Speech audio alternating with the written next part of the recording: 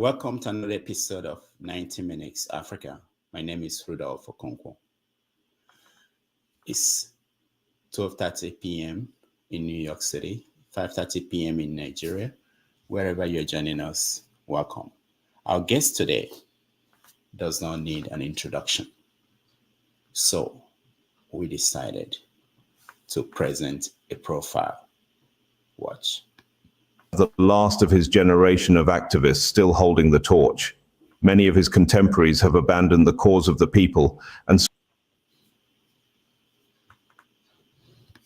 themselves into the ranks of the oppressors or joined their band of cheerleaders. Omoyele Sowore has stood steadfastly by his conviction over the years. From his time as a student activist to the present, he has focused on the positive transformation of Nigeria. I've been part of every democratic development in Nigeria, from the period of June 12th to the period where we eventually transitioned from military rule to democratic rule, or whatever you want to call it. Born on February 16, 1971, in the small village of Kiribo, deep in the mangroves of the oil-rich Niger Delta, Sowore's resolve was sealed at a very young age. At 12, he was already fishing in the dangerous waters of Kiribo to contribute to his family's upkeep. He gained admission into the prestigious University of Lagos in 1989, where he studied geography and regional planning. As a result of his activism, he was rusticated twice and spent 6 years studying an otherwise 4-year course. Between 1992 and 1994, he was the indefatigable president of the University of Lagos Students' Union. As commander of the Aluta forces, Sowore championed the causes of anti-cultism and anti-corruption advocacies in the institution. He also holds a master's degree in public administration from Columbia University, USA. Those were the heydays of military rule in Nigeria. Omoyele Sowore's political human rights activism was forged in the furnace of anti-military and pro-democracy struggles, which eventually birthed today's democratic era. As president of the Congress of Progressive Youths, Sowore mobilized thousands of Nigerian youths to protest against the illegal annulment of the June 12, 1993 election won by the late Chief MKO Abiola.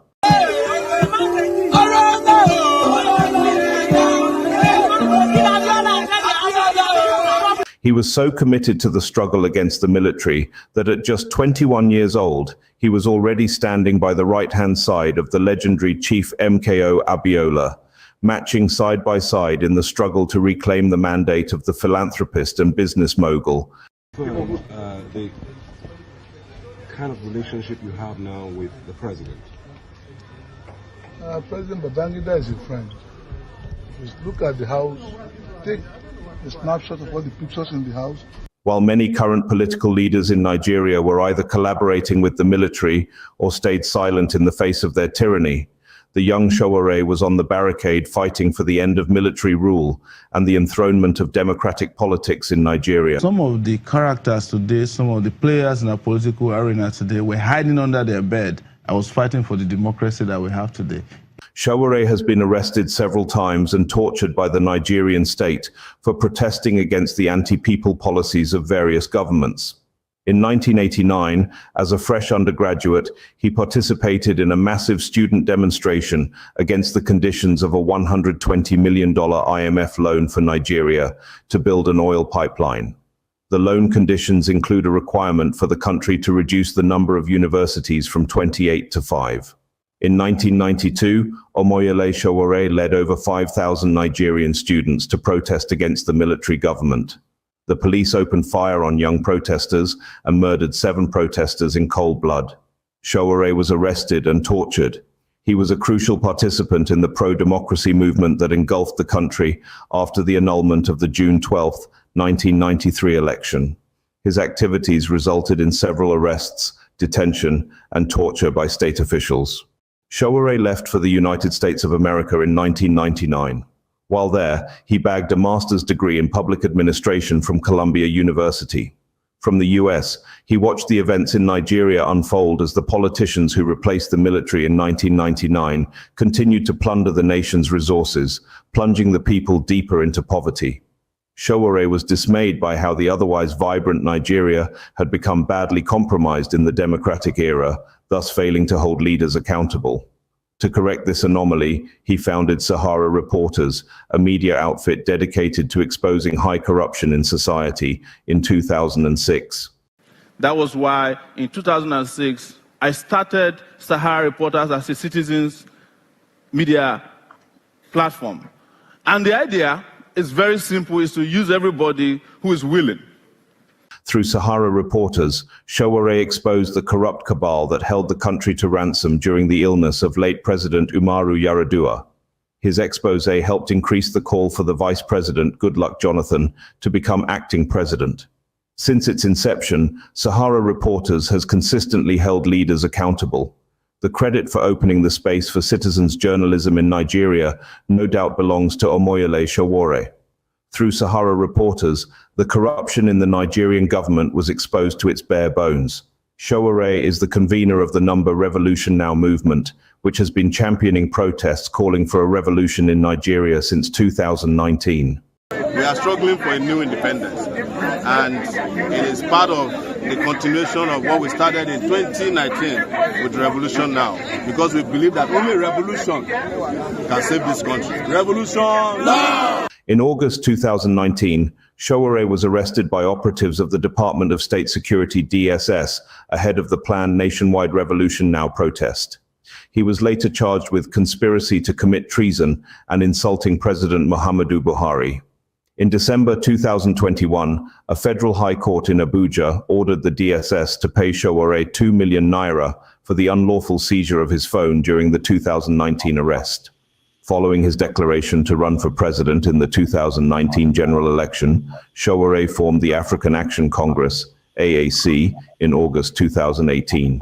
He desired to take his activism from the streets into the office of the president. You can stand active as an activist if you decide to limit how far you want things to change. But you can decide to be president if you want to take activism to the office of the president. And we've seen that happen both in South Africa and also in the US. Though he has not succeeded in becoming the president of Nigeria, he is determined to continue in the struggle to wrestle Nigeria from the hands of the political class who have pillaged the nation since independence.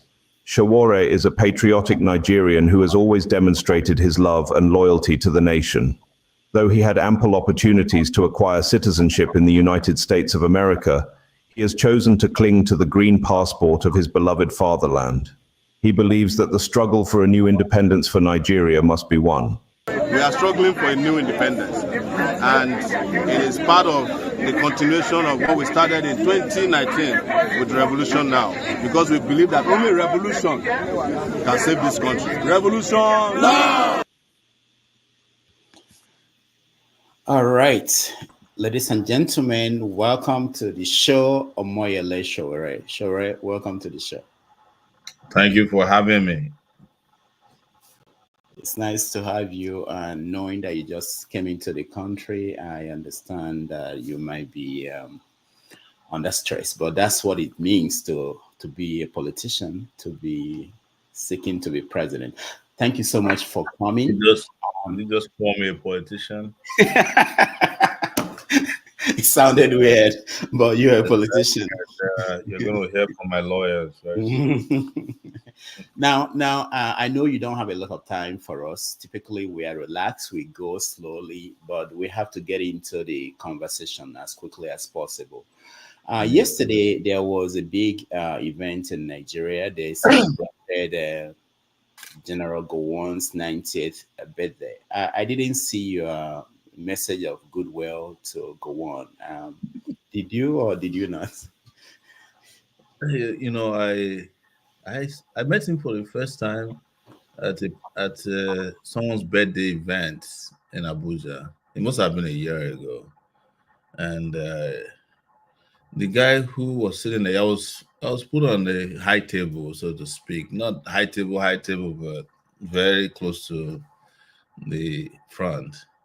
And the guys who were around me, everybody was standing up to greet him, the lineup. And when all of them came back, I didn't go to greet him. They were shocked. The guy asked me, "Do you know who is there?" I said, "Of course I know." He said, "That's Gowon." And you did not go to. I said, "For what?"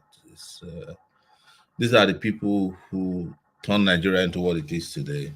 I just can't deal with it. I can't deal with the fact that Nigerians continuously glorify the people that destroyed the country by paying obeisance to them, genuflecting on the altar of their fallen god. So I never went to see him, and he glanced in my direction for a while. I think he's trying to figure out who I was. So my thing is that I've not met a lot of these former head of states before. I've never met Obasanjo before in person. I've met Abdul Salam during the presidential campaign because he was the person who set up the Afoni peace committee. He's the chairman, so he was limping on one leg. When he got to me, it's like, oh, and then there was a meeting where I confronted him, and he was asking that if you win election, it looks like all of us will have to leave the country. I said that would be your choice. So I'm not saying it to prove anything, but I just don't have I don't have respect for all these guys. I don't see any reason why anybody for that matter should do so, especially considering that look at the country they gave you, look at the country they handed over to you. But what is interesting, which I always question, is how bad people live long in Nigeria and good people don't. Like one is 90. Babangida is like 80 something. Obasanjo is 80 something. All the bad people that ruin Nigeria, they live long. But Nigerians that they've ruled over, the average expectancy life span is like 47, 55 now. Yeah. I can't hear you. I think you muted your mic somehow. Okay, sorry. Talking about people who lived long and people who died young. Today is also the anniversary of the death of Delegiwa. And you mentioned Babangida. That was when Babangida was the head of state. Can you briefly give us your assessment of the media from the point that Delegiwa was alive, operated, and died to where we are now, what it is now?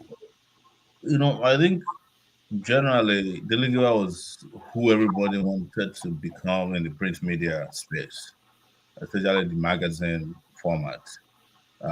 And nobody quite became a Delegiwa, not even his friends and associates who were with him became a Delegiwa. By the way, one of them, Dan Agbese, I think, was an MC at Gowon's event, and he made some outlandish statements that were even incorrect. But the media landscape has changed. We have to admit that. It's not the media that Delegiwa left behind in 1986 that is still there now. It's gotten worse, interestingly. And it is because the gatekeepers who are still within the print who are now also trying to naturalize towards online and digital media. Still doing, they're doing worse things. They're killing stories. They're mostly doing PR now for the states. If you get a call, this event, there's any big stories that's troubling the states today in Nigeria, and anybody calls you about it, I'm referring to Sahara reporters now because they still call me regarding Sahara stories. It's likely to be a journalist who is trying to see if he can help them kill a story. It's so sad. So journalism is not what it used to be, and I'm sure Delegiwa was feeling really bad wherever. If there's life after death, but like they say, he will be turning his grave to look back and see what the format left behind have become. But at the same token, I think journalism, media, I don't call it journalism, media has expanded beyond what he could have ever imagined. It has become more instantaneous reporting. It has become, it has gone even in the direction of more personal reporting now than it used to be. Mainstream organized media where people roll up their sleeves and start backing at reporters within the newsroom. The newsroom is gone as we know it. You mentioned Dan Abase. He in the event yesterday, he said he compared Gowon to George Washington. Because he didn't know who George Washington was.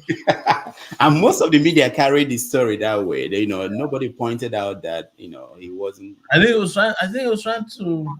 I don't think It's part of what I said is, some of the.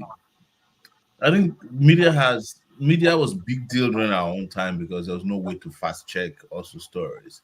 So if anybody wrote an article, whether he made mistakes or he lied, there's no way to find out, And the media had control of responses, but they no longer have that thing. That's why you and I could find out, minutes after he said that no, we're not talking about George Washington here. I think he was trying to refer to Abraham Lincoln, I suspect. But that is why they are really now on the ground. It's because you can't get away with such mistakes anymore, not nowadays. But now look at this used to be the chieftains of the media industry in Nigeria. Yeah. P2B also got in trouble with the Obedience, who attacked him for wishing Gowon a happy birthday. I don't know what do you think about that? The reaction of P2B's supporters to the fact that he sent a great birthday greeting to Gowon. I don't think Peter Obi's supporters are fair to him. They're trying to make Peter Obi into a Che Guevara, as if they just discovered that he's one of them.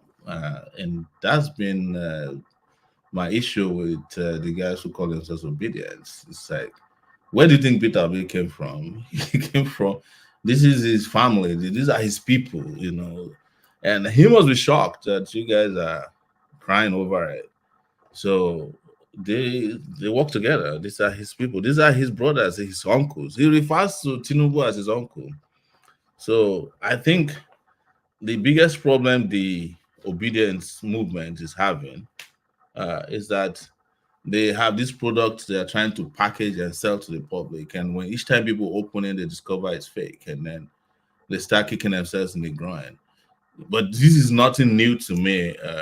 I knew Peter Obi a long time ago. So, but like I said, I think he was shocked that you guys are like wondering that he's greeting one of his grandfathers. That's what they do. I mean, if you went to Obasanjo and you're not complaining, why are you complaining about greeting Gowon? All right, we're going to get into so many things like Yoruba Nation, agitation, and everything. But first, I want to find out the state of things, with today is also the EndSARS, the Lekki Massacre anniversary. And I know you recently led a demonstration, the Fearless in October demonstration. And after that demonstration, your friend, Deji, said that he will never come out again to protest unless there are 1 million people on the street. What do you make of that? Well, Deji is somebody who like to say outrageous things. So that's his style, I think, But you'll be surprised to see him again at another protest. He won't explain why he said, but I think you have to take it from figure of speech. He's just figuratively saying, look, I'm tired of protesting when people who complain all the time that they need the country to change don't want to come out and protest. I think that's what he said. I don't think the who's going to do the census of whether a protest has 1 million people or not? So I think he's just saying that figuratively, but I'm not asking why he said that. But I've read so many things that he said on his page that I wonder what is happening at that time, So you don't think it's frustration with how things are going? The fact that I don't think anybody who understands the struggle for liberation will get frustrated after one protest. No, I don't think so. I think you have to understand contextually that these things take a long time, and it's a marathon, and it may not happen exactly as you expect them to be. And when it don't happen like that, you don't just say things that say, "Oh, I'm not going to do that." I don't think it's frustration. I think he's speaking to complacency of young people in particular who come online, and I think sometimes he's responding to some of the people who comment and say, "Oh, he's doing this for money and popularity and fame and all that." Now, So during the End Bad Governance protest, I think you were here in America, and people were writing on your wall. You are here pushing people to demonstrate, come back home. And you went back in October and was part of this demonstration that happened. And it wasn't as big as you would have expected then. What do you think about the Nigerian people as a result of these experiences? I was responding to Deji's position and not protesting. I don't go to a protest expecting 100 million people. I just do what I have to do, knowing that each time there's a protest, there's an opportunity to learn, and there's consciousness, there's an opportunity for engagement. And we'll definitely one day get to where we expect to, as long as you have a goal and you get there. You also have to understand that by that October 1st, when I arrived in Nigeria, over 700 people were in detention.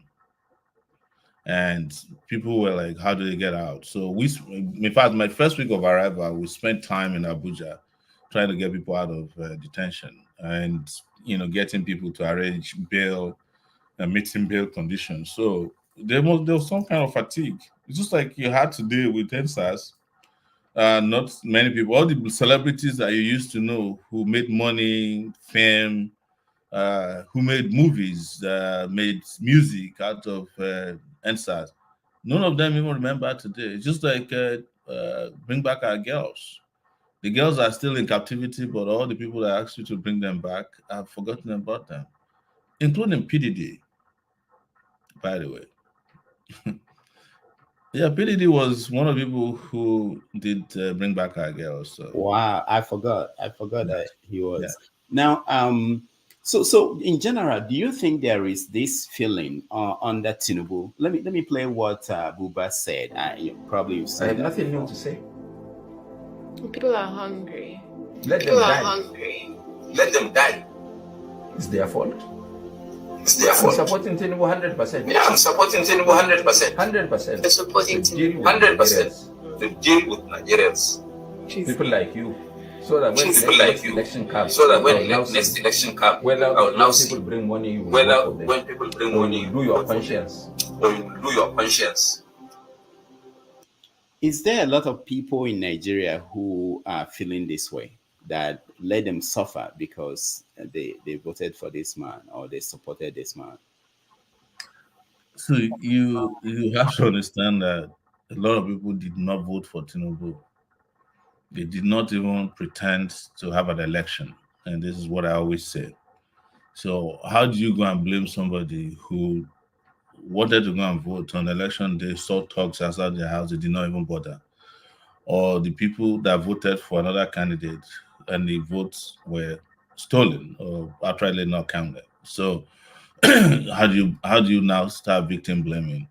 It's a problem I have with the likes of Buba Galadima. Is like, if his candidate had won, would he have done differently?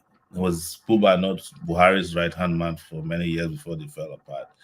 So that he has some money to take care of himself is not the reason to blame millions of people. You have to look at the stats. There are 250 million people in Nigeria.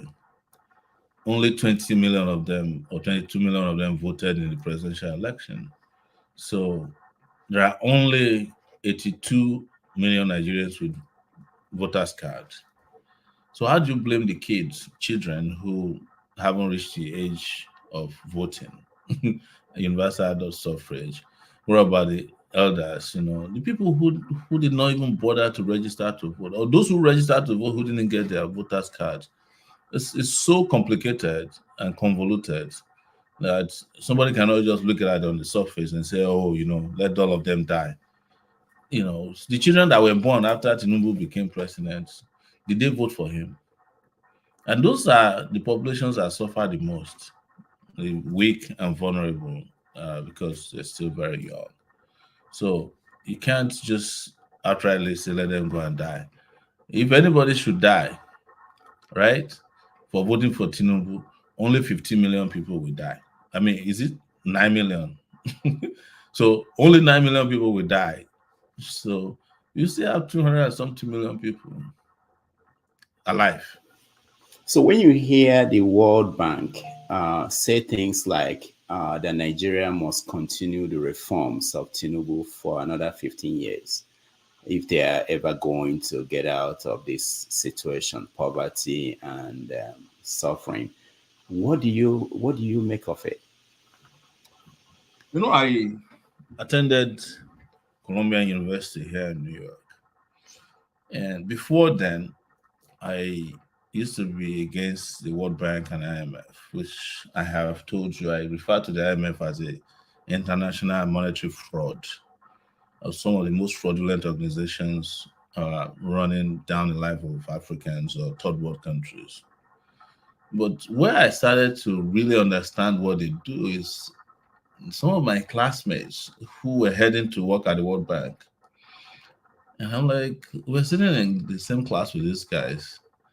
You know, when I graduated, I had a job just managing refugees. They became what they call it, country directors of the World Bank. Some of them I am sure now. Most of those guys don't know Jack. Some of them will come and ask you in class, where is Nigeria located? Show me on the map, show me on the map. You know, but the next moment they're going to be World Bank directors, you know, and they're going to be World Bank, they're going to be calling the shots, you know, telling you how to spend your money and all that. But what is important is that they all don't understand how the world works, but they don't care how the world works. It's not their business. For an average World Bank director, he's doing his job. He's getting the social promotion he needs to get to become, you know, the big person. So, and they don't care. Their primary purpose is to prepare in Nigeria 200 million. They see the numbers, and how can we sell stuff to them? How can we kill their industries? You know, kill their capacity to run their own, have an economic life, so that our own economy can become the dominant economy. We'll be shipping them stuff that we don't need, used clothes, used cars. Because if they start making cars, there's a possibility that they'll be making good cars and they will compete with us, you know. And we want to sell them wheat through the WTO. Even though they are making their own wheat, there's an obligation, for instance, for Nigeria to buy wheat from the US. And the US says don't subsidize farmers in Nigeria. But the US is the biggest subsidizer of farmers growing wheat in the US. So this is the sort of things that makes people win the Nobel Prize for economics. But you must have been saying this for 30 years, like Ashimologo, then that just won. And you must also be an American for you to win such a such a prize. So that's the problem, is that the World Bank did not come to save the world. Quote me. Especially, they did not come to save the third world. So that's what you must understand about the World Bank. They are not here to save the world. So anybody who is expecting the World Bank to somehow wake up one day and give you a fantastic economic system that enables you to take control of your destiny, economic destiny, the person is just deceiving him or herself. And the more illegitimate the leaders are, the more control they have over them.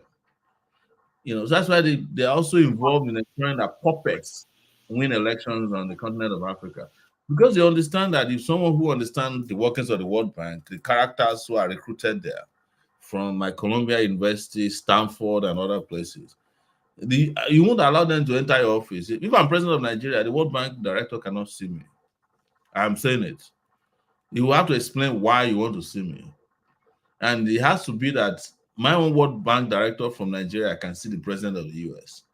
You know, you see the imbalance. The ambassador of Nigeria to the US sees the president of US one time to deliver a letter and take a picture, which is less than 30 megaseconds. But the ambassador of the US to Nigeria can just wake up and call a press conference and be talking about elections, polio, water. He can travel anywhere. Imagine if the ambassador of Nigeria wakes up now and said, I don't trust the US election is going to be free and fair because of Elon Musk. He will not get home from where he made that statement. He will be packaged and sent on the next available flight. But the US ambassador can say whatever they want. They can walk into the president of Nigeria at any time they want because it says they're puppets of the West. What you said is interesting because in Kenya, during the election I went to, the ambassador, US ambassador to Kenya, called the candidates to the embassy to tell them that they have to calm down, and they all went. Yeah. But can you, I mean, if you don't have the power... Let me tell you, the peace committee that is set up to talk to presidential candidates is practically run by the European Union. In fact, one of the most important speeches there must be given by this European Union lady. And he'll just say, hey, you guys behave yourself during the election. We're serious. Behave yourself. We want peace. You know. So. But what will a country like Nigeria without that diplomatic, how do you build the diplomatic power, you know, to be able to resist the pressure if you are not one of them? First of all, you can't build diplomatic power by itself. You have to have economic power first. You understand? Your people must be doing well. You must have the capacity, which is not rocket science, because India is there right now. You know that the US can't even call the bluff of Brazil. They can't even call the bluff of Venezuela as they can in Nigeria. You know, and it's because these people develop their own economic power up to a point where they can say to them, look, you can take your fertilizer away. We can feed our people. We can make fertilizer. Well, you can take your used planes away. We have our own Embraer jets that is doing well in the international market. You can take your world agricultural food away or genetically modified food away. You can take your, you can take away a lot of things that just debase countries, and then we can make our own, or we can find a way.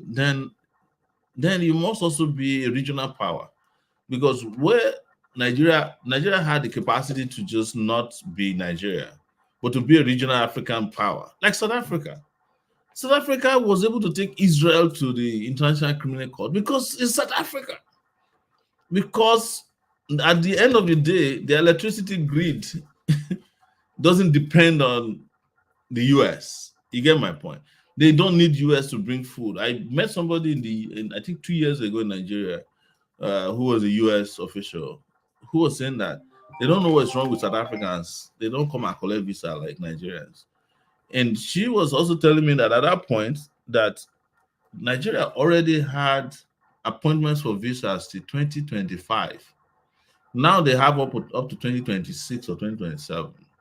So if you go apply for visa in Nigeria now, they give you an appointment in 2026. So when you go there, they say, but the letter of your invitation has expired now. What are you still going to do there? So why we treat it like that is because we have nothing. We've destroyed everything that we've had, destroyed by the puppets they put in place, especially the military dictators that they supported over these years. There was a picture of you. I wanted to share it on a newspaper, old newspaper, where you were saying that we buried the military. Yeah. I don't have it handy here, but there is also something that we saw in Nigeria this week. That was last week, where people were shouting, telling the military to come and take over the government, that they were tired. When you see something like that, being that you were there during the fight to get the military out, what do you think? So, well, I made a statement during Abiola's burial, and because I was one of the people who made it impossible for the military to attend his burial. Also, the foreign dignitaries that were at the airport, we didn't let them in, including Tambo Mbeki, who was president of South Africa. So we were very certain at that time that we're ending the military era as we know it. But in 1999, it's the same military guys that changed their uniform and came. The guy who won Obasanjo was the person they chose. So, and we are seeing more and more in-depth penetration of military culture in Nigeria. Even traffic now in Nigeria is handled by traffic control is handled by military. Military is involved in law enforcement. Military is involved in helping you to eject tenants, carrying out court orders. It's unbelievable. It seems like Nigeria is running a diarchy. But my suspicion is that what has been happening around the West African sub-region with those Boy Scouts in power and how well they are doing on TikTok is emboldening the Nigerian military to feel like maybe if we can get acceptance, because the military in Nigeria understand that without people accepting them. Let's go! We want Nigeria army to take over. We want Nigeria army to take over Nigeria. I don't know why they are afraid. Why they are afraid, we don't know. We want Nigeria army to take over Nigeria. We want.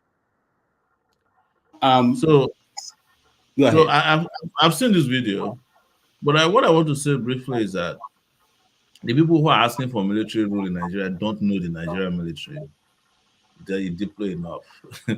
There's no corruption that's happening in Nigeria today, insecurity that's happening in Nigeria today. There's no election rigging that happened in Nigeria without the military being the foremost person involved. So, if military rule today, the first likely victims of military incursion are those who are shouting, "We want the military to take over." They'll be the first person they will waste. They don't know the Nigerian military. We know that. We know them from days of our pro-democracy days, and I even know them better now. And I suspect, and this is important, I suspect that the military was behind this thing, because the reason I felt so is that it went viral, number one, but it's not recent. This was actually August that this was happening, and this was Benin City. But it was somehow couched as something that happened recently in Ibadan. But this is not only this that I saw during the August protests. There were also a lot of military guys who were acting nice, addressing people, reminding them that they have human rights during the August days of rage. And then the flags, it's suspicious that suddenly the Russian flags, which some people have described as military flags anyway. There's also a particular military flag in Nigeria that's a combination of all the colors that also looks like a Russian flag.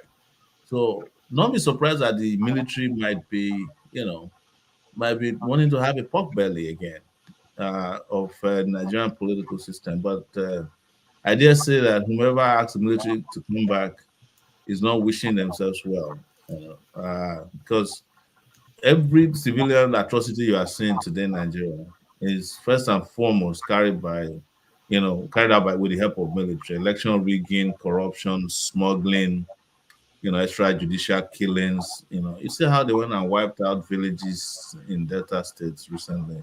They're the ones who carried out the killing at Lekki toll gates that we're talking about today. So if you want that to return full scale, I just wish you good luck. Let me ask you, where is President Bola Tinubu today? Do we know? I heard he came back to Nigeria yesterday, but the question we asked is which Tinubu came back, I don't know. It's supposed to have returned yesterday to Abuja, but who cares?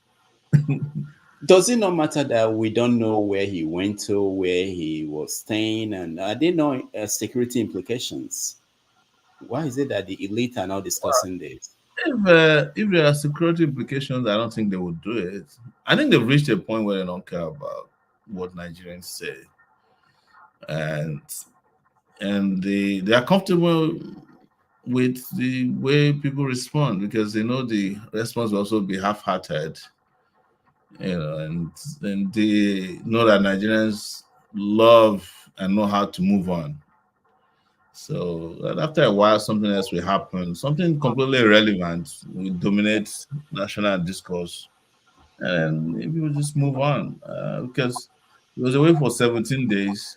He returned. We just saw some pictures, and some apparitional pictures of his brand new jet arriving, and then he didn't say anything. I mean, in any serious country, the president who's been gone for 17 days, whether it's for vacation or medical, will say, hey, you know, how's this? How you know, I was feeling, I feel refreshed and back to work, even if you want to lie to the people, you know. But nothing like that has happened. I don't think they care, really. All right. A lot of people are in the studio. I know you have just 90 minutes for us, so we have about 40 minutes left. So I'll ask you two more questions and we get to our viewers. They are more important than I am. So let me ask you about this Yoruba Nation agitation. Sunday Igboho was in the UK presenting a petition or something to the UK's Prime Minister's office. What do you make of that? I don't make anything of it, honestly. It's just, I think it's just like if you wake up one day, you go to the White House and you tell the gate man there, please help me present this letter to the president of the US when he resumes office, and then you leave. I won't make anything of it. You know, I also think that and if anybody wants Yoruba Nation, the fight is in Nigeria, not in the UK. I mean, it sounds to me like some people just felt like everybody's bored. Let's ginger everybody up again and just go to number 10 Downing Street and ask somebody to open the door slightly. And then we take a picture in front of the place. And but hey, you know, I often say that we don't know which of these strategies to make it happen because there's just no one way through which. But as a student of history, do you think that if you are looking for independence from Nigeria, that the proper place to go is to go to the United Kingdom, the people that... Maybe they looked at it and said to themselves, Nigeria got independence from the UK anyways. So let the people who made Nigeria make it for us. Maybe that's the idea behind it. They could their own symbolic way of saying, look, come and undo or untie what you tied. So if there's Yoruba Nation, will you be part of the nation or will you be a part of another nation? Will you be kicked out of? If there's Yoruba Nation, I will have to go and do DNA to fit somewhere. You know, so I'm one of the people who will have nowhere to go for a while until we just find somebody to. Maybe I'll just go join Biafra because I have a lot of friends there. Yeah, talking about Biafra, Nnamdi Kanu, yes. The last time, no, that wasn't the last time I saw you, but I saw you before Nnamdi Kanu was arrested. You were with him in New York here, and yeah, you were there after I left. So don't hide it. So he's been going through a lot since he went to Nigeria, and people are comparing Nnamdi Kanu with Sunday Igboho and your own case, and they're saying that they came out and said they don't have any case against against Sunday Igboho, and then in your own case it was settled. Why is it that Nnamdi Kanu's case is now being settled politically? Without sounding patronizing, Nigeria has an Igbo problem. So it's a multi-generational issue. It's like when a father is dying and they are not Igbo, they will tell their son, please, I have problem with Igbo people, continue from there. Because that's the only way I can explain it. And I understand it came from the Civil War. And so because I was surprised that Tinubu would even take Nnamdi Kanu's case, more than 2 days after he came into office. I expected that just as he was declaring against subsidy, he would just say, look, for national cohesion and whatever lie you want to tell, we're going to let this man go for now and figure out how to resolve our differences. But the fact that they even go worse shows that it's just like there's a secret file somewhere that said, look, don't open, just continue where we start. But beyond that, I also know that there are some Igbo elites who are complicit in it, because there was a time they were having conversation about it and they said, no, please, let's have election first. And then after the election, the devil intervened more. But the most important thing is not to even reduce it to that alone, is that there is something about the Nigerian state and the Nigerian nation and how they see Biafrans. And I think it came from the Biafran War.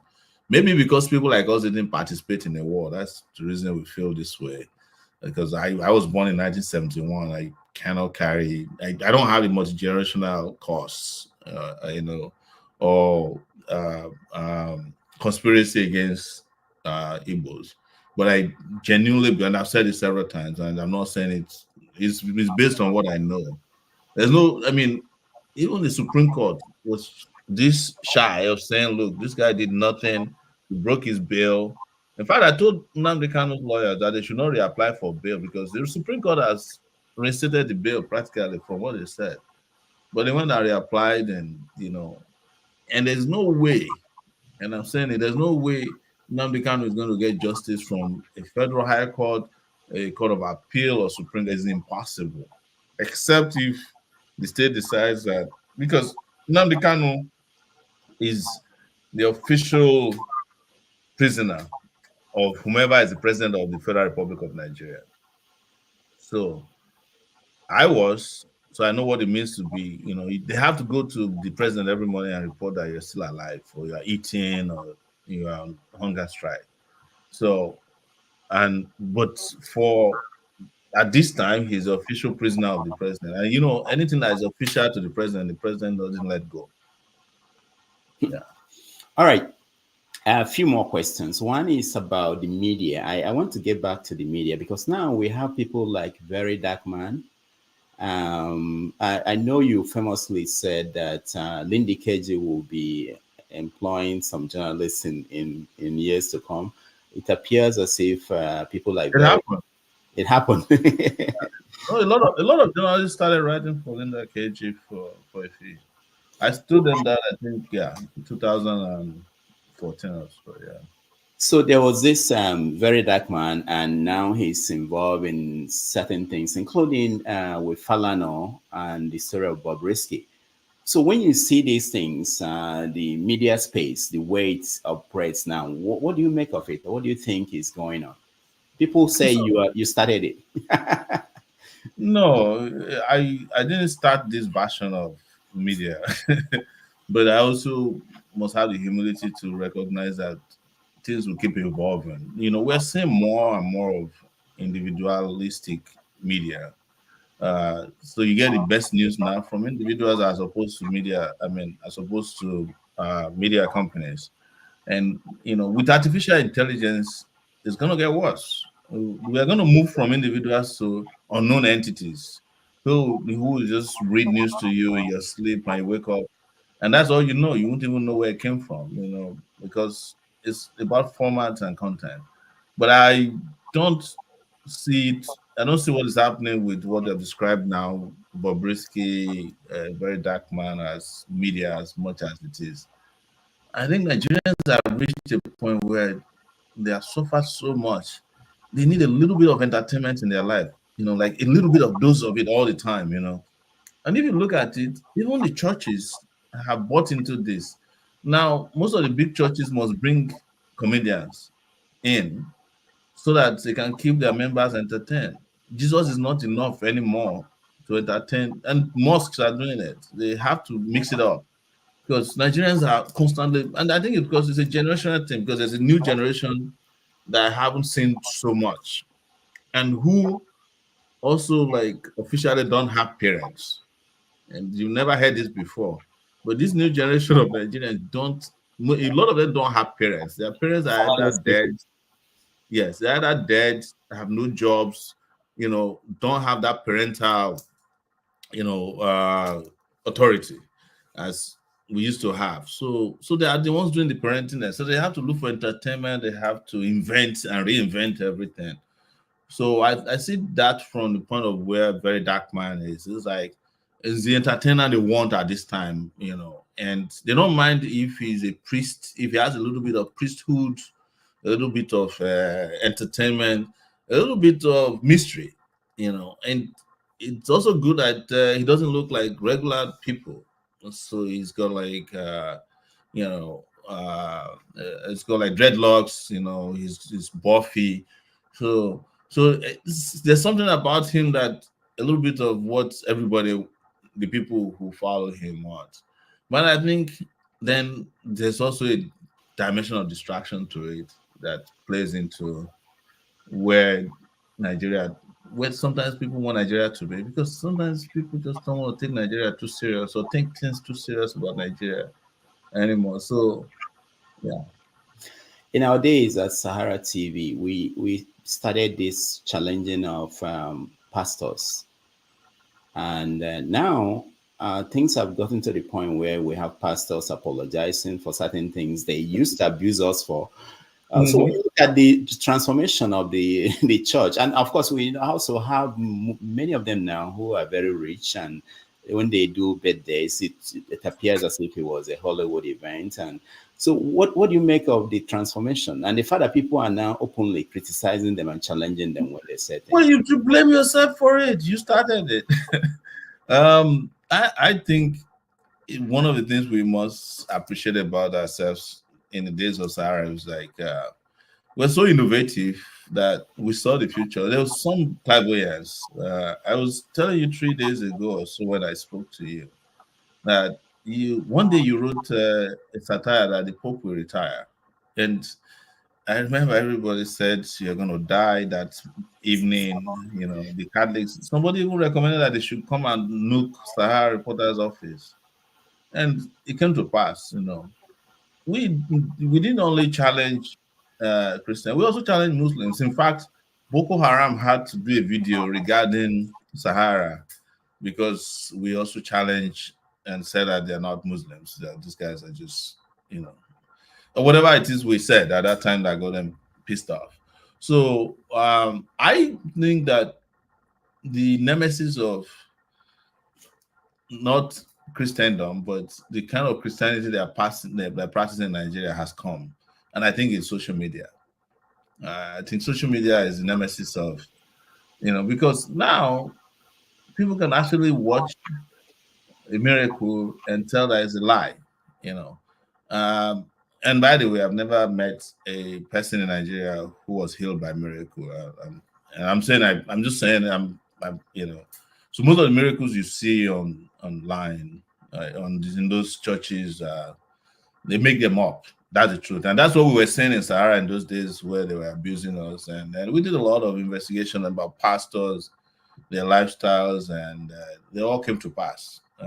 Some of them were still in court. I'm still in court with some of the pastors, even though their lives have expired. They're still holding on to. But what I feel bad about it is to find millions of people, in some cases, pack themselves in a church, be lied to week in, week out, and they still go back.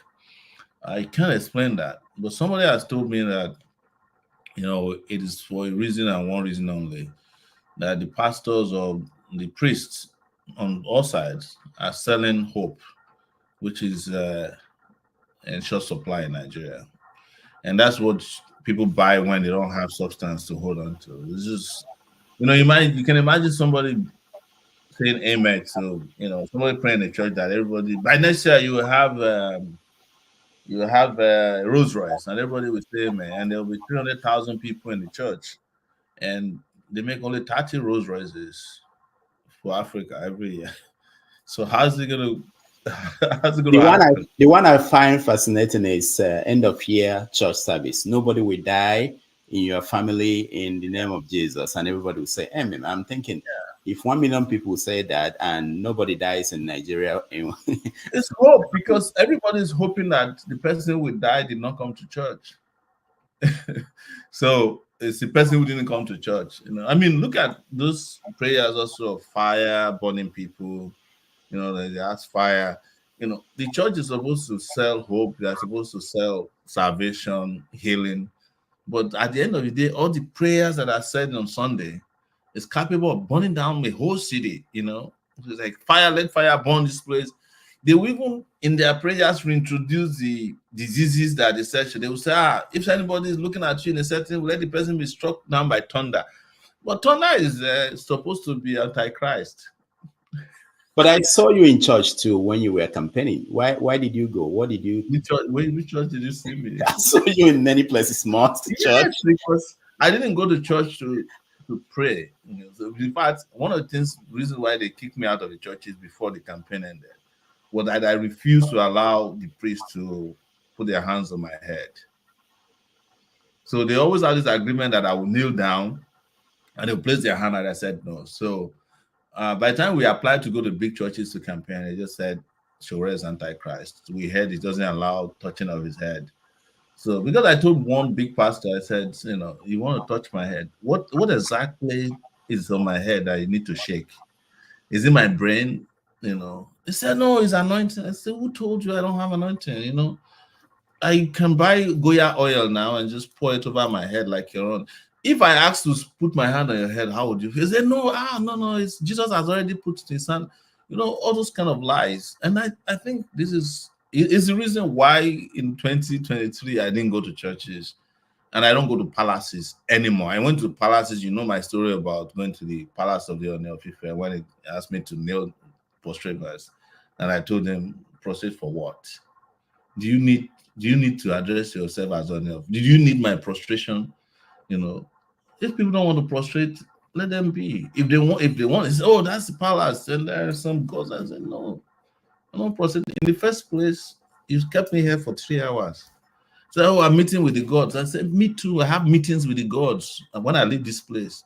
So after that, no churches, no, and I mean it. Anything that will save Nigeria in the future, you have to completely divorce religion from politics.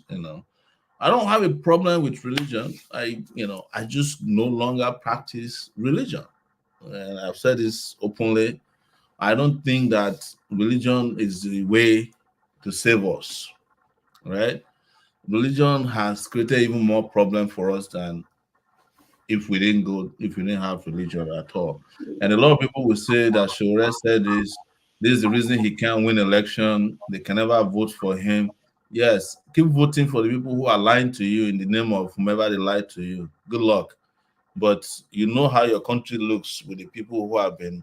There are over 11,000 offices in Nigeria, right? So that we vote into office, from president to councillor. I've never met any one of them, except in our party. Even our party people, who doesn't practice religion. And you're wondering, 11,000 people, they swear by the Bible, they swear by Quran, but Nigeria is the most godless place, one of the most godless places on earth. When I say godless, I mean it literally, where people are actually doing something that is completely opposite of what they preach or what they tell you. They are not people who are afraid of God.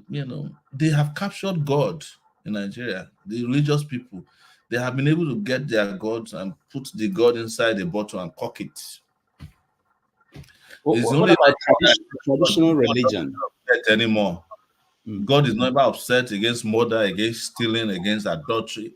All those sins that they told us in the Bible that will make life miserable for you. God, the Nigerian God, the designer God in Nigeria doesn't get upset anymore. It's just like very cool with everybody as long as you have money. What about traditional religion? There was a video of you walking into court with traditional, or somebody pretending to be one. I think was it. I'm glad you said pretending to be one. So it's the same way I see churches. So that I will explain quickly. So I was going to. That was the period they broke my nose. The police broke my nose, and the judge who was assigned to the case, now promoted to the High Court, kept me in detention for 11 days, just over what they call a misdemeanor here. What is a misdemeanor? Conduct likely to cause public, to breach public peace, because they arrested us at a protest in I think it was the eve of 2021, going to 2022. Yes. So each time we go to court, you just be adjourning the case. So one day, some guys followed me, they're pastors. she drove them out. Said the court is too congested. Another time, there was a Muslim guy who followed us, drove him out. So we sat down one day and said, maybe we want to try something new. What I actually wanted to do wasn't the guy we took. I was arranging with someone in Adamawa because I was tired of going to court and with lawyers. I know the courts have nothing to offer when it comes to justice. So we were arranging with the guy in Adamawa to bring bees to Abuja and go to court with bees. But the guy got to a point and realized who we were and just bailed on us. So whatever. So that was why we started thinking like, why don't we just have someone dress up, like a traditionalist, since they have driven pastors and imams out on some trips. That was what happened. But it became very exciting when we got, because it was period of COVID. And to get into the court, you have to wear masks. So I had my mask on. Of course, we can't put a mask on a babalawo now because we're claiming to be gods, right? So when the lady who was checking masks saw him, after checking my own, she just ran away. And that was why we knew, like, yeah, we're gonna have a field day today. And lo and behold, when we got to the court, the judge was driving everybody out. When he got to him, he couldn't even point at him. She was afraid. And then everything that we asked for, she granted on that day and never came back for the case. That was the end of the case. So it works. It works. All right. I know you have less than 30 minutes. So let's go to our people in the studio. Unfortunately, because normally we have more time, I'm not going to let everybody here may not be able to ask questions. It all depends on the people that come in. If they just go straight to their question, then we will be able to get as much as possible. So, Sowore, do you want to take 3 at once, or do you want to take one? Let's just do one. Let's start with one, because my memory is really poor right now because I just flew 12 hours from Lagos to All right, I know. All right, so please just go straight to your question, and then we can get as many as we can before he leaves in 20-something minutes. One man, you're next. You're first. Where is he? Okay. All right. I'll be straight to it. Thank you for having me, Rudolph. Good to see you, Yele, and all that. So let me just get straight to it, since you're pressed for time. I've always wanted to ask you this question, so I'll use this opportunity to ask. Now, what's the objective of your exercise? Are you looking to govern the Nigerian state? Are you looking to sensitize the Nigerian people about what their rights are? Or are you just looking to oppose just for the sake of, not just for the sake, but to act as an opposition figure? So what exactly is the objective of the exercise? To sensitize the people, or just to be an opposition figure? And then a follow-on, and then I'll come off the screen. Some people find some of your ideas a bit psychedelic, a bit jejune, but I often find you in all of these like homecoming sort of spaces, like a homecoming, like with Rudolph, Chidi, and places like that. So do you make appearances where some of your thoughts may be interrogated a bit more than they would in places like this? So I'll leave that and I'll come off the screen and listen. So my goal is not to, I think I've gone through the complete spectrum of the question you asked. So there was a point my intention was to sensitize people. And I did that in college against military rule, talk about democracy. But I never quite thought of myself as opposition, because who are you opposing? We really don't have any structure in place to be opposed. But I would admit that after doing all of this, sensitizing people, while you're still opposing every government that's been in power, both military and civilian, that I got to a point that I convinced myself, which was the hardest thing I did, that without good people getting to govern Nigeria, Nigeria can never get it right. And that was the point at which I took the plunge. to get involved in partisan politics, which I hated a lot. But opposition for what? Who am I opposing? I'm not trying to be an opposition figure. Because there's nothing to really oppose. What has kept Nigeria the way it is because people actually see those in government as something big. But there's no government in place. You just have a bunch of guys who are taking turns, to run a country that they found out the people are very scared, somewhat lazy, complacent, and can be taken for granted. Otherwise, some of these guys, it won't take us 24 hours to root them out, even without shooting a gun. All right, thank you. Dr. Chidi. I don't know. I'm not gonna ask Sowore any question, just sitting and watching Sowore and watching you, Dr. Damages, you guys are my favorite people. I almost kind of became emotional, because talking about the Nigerian situation, I know we've been at this for long. I remember, Sowore was talking about breaking his nose, but I remember before then, I remember his trivials, in prison, being locked up, missing his family, being dragged about in court, so many, being arrested, beaten up, so many things he's had to go through. I remember one time when he was in detention and he said he wasn't going to eat. And most of us, there was a time we were all even crying here or shedding tears and all that. And this was all because of the Nigerian people, right? That we did all we did. But I'm glad if people in Nigeria are not ready, as much as, I'm not generalizing, but I want you guys to know that as much as we feel for people in Nigeria, if they are not ready, there's really nothing you can do. They said Sowore. The reason I said we're not ready sometimes is because we joke about everything. People were busy saying, "Oh, Sowore, come back to Nigeria," as if this is the first time.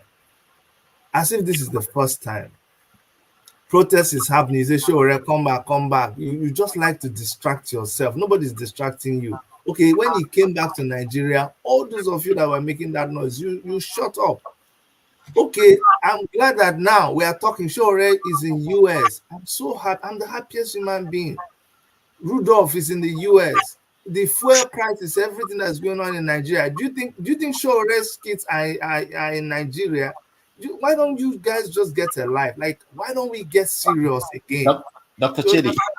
Dr. Chidi, sorry, I know you have a lot to say, but we have to rush. There are a lot of people. We have less than 20 minutes. Sorry. So me, I came here just to, like, I came here to be. I came here to support and make them they look, they see. And Sowore is in Nigeria now. In America, the day we are ready, we're Sowore and people like us, we are waiting for you. We are just waiting for you. Miles ahead. We're in a place now where this thing is not touching us like before. Yes, we can see it's touching us, but it's not like that. We're waiting for you now. The whole thing is in your hand. When you call us now, we will join. But we are done. Like we're done. Finished. All right. Thank you, Chidi. We quickly, just one question, please. No speeches. Otherwise, I will have to remove you. There are people who are in there and they want to get a chance. Sure. Okay, go ahead, Alaba. You are next. Yeah. Hi, Sowore. Nice seeing you. My question is simple. It's on the concept of arrested development. Me and you, we've been together in the struggle from the days way back. Was it in Atom Cemetery when we went for the burial of Kunle Shonowo from Lasu, where I was killed way back in those days? And the term arrested developments appears to the word your critics use on you, that you have never really outgrown your student union days to consider the type of problem that Nigeria faces. Nigeria does not have a democracy. Since 1999, what we have was a permanent coup d'etat by the ruling elite against the masses.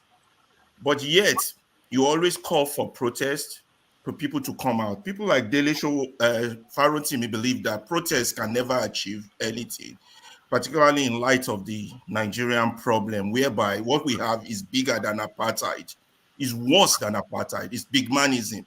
It's a kind of feudalism. However, apartheid is visible, black and white. Alaba, please. I'm going to my question. I'll get to that, please. Yeah. So what we have is big manism, and however, to fight it, protest is not going to fight it. Have you considered forming coalition with people who are the movers and shakers of the youth, recruiting them into the movement, educating them on the bigger fight, and as we move forward, because political partisanship is not going to lead us to the promised land. So we have to view the problem from a bigger perspective than we are currently approaching. We can't approach a bigger problem like that, like children. We have to have a bigger approach. That was my question. Coalition, recruiting, starting your church move, not a church, a movement that is bigger than just contesting. Thank you. Thank you. Sure. I hear some of these things you say all the time, that somehow a person who dedicated his life to making Nigeria better since I was 21 years old, and now I'm 54, have grown to the point that I've seen the world, try to even make it work for other people, but have never looked back one day. It's somehow described the way you have described me, like a child. It's very easy to, and I'm not saying this to insult anyone, it's easy to sit behind a computer and say whatever you want to say about Nigeria. But if you have to walk in my shoes for one day, right, where you look back and people are following you and they could kill you any moment, where you're flying and your flight gets to where you're going, and like it happened to me this last trip, the entire windshield had shattered and they didn't tell anybody, and we didn't know what happened. And where people arrest you, lock you up, where people kill members of your family on the streets, like a dog, and you still say that somebody who stayed and fight the system in that manner is a child. I don't know how to respond. But to your question about coalition, the coalition you are looking for does not exist in Nigeria, because you use the word as movers and shakers of youth. Who are the movers and shakers of youth in Nigeria that that you can point to? Is it the people who use EndSARS to make fame, money, and ran away when the EndSARS people are still dead and undiscovered? Is it the people who sell themselves to politicians whenever there is money that you are calling movers and shakers of, or is it musicians or movie makers, the same type you have in America, who will tell you to go and vote but themselves don't vote? No, the coalition that Nigeria needs, that I believe and I work with, are the coalition of the oppressed, but they may not have name. I have a problem, as a matter of fact, and I will confess it any day to you. I have a problem with the big men that you refer to as shakers, because they don't shake nothing. If they are really shakers, why is the country not shaking in any way? Why is the country they are trying to shake not shaking? You see, there's a lot of people, and you see them, who come out and say big things, like we're talking about Rudolph earlier, VDM and all, they have followers, because that's how Nigeria has been designed. But there's no substance there. You mentioned one of our friends. He will even tell you that the best he can do for Nigeria is to speak whenever it is safe to speak. I speak, I act, I walk the talk. What I can't force, and I haven't been able to force, is the change that I'm looking for, or that I've always said I want. But that is dependent on all of us. Rudolph was mentioning earlier that some people will go online and say that I should go back to Nigeria. I'll give you an example. There was a person who asked me that same question, and I asked, why don't we go to Nigeria together? And it's one of these, it's supposed to be one of the big shakers. He said, no, me, I can give you all the money I have to go to Nigeria, but I will never step in Nigeria. But if you see the person on Twitter, you would think that they want the country, they won't even go near Nigeria because they understand on the inside what it takes to even walk around in Nigeria in the middle of these hyenas in just one day.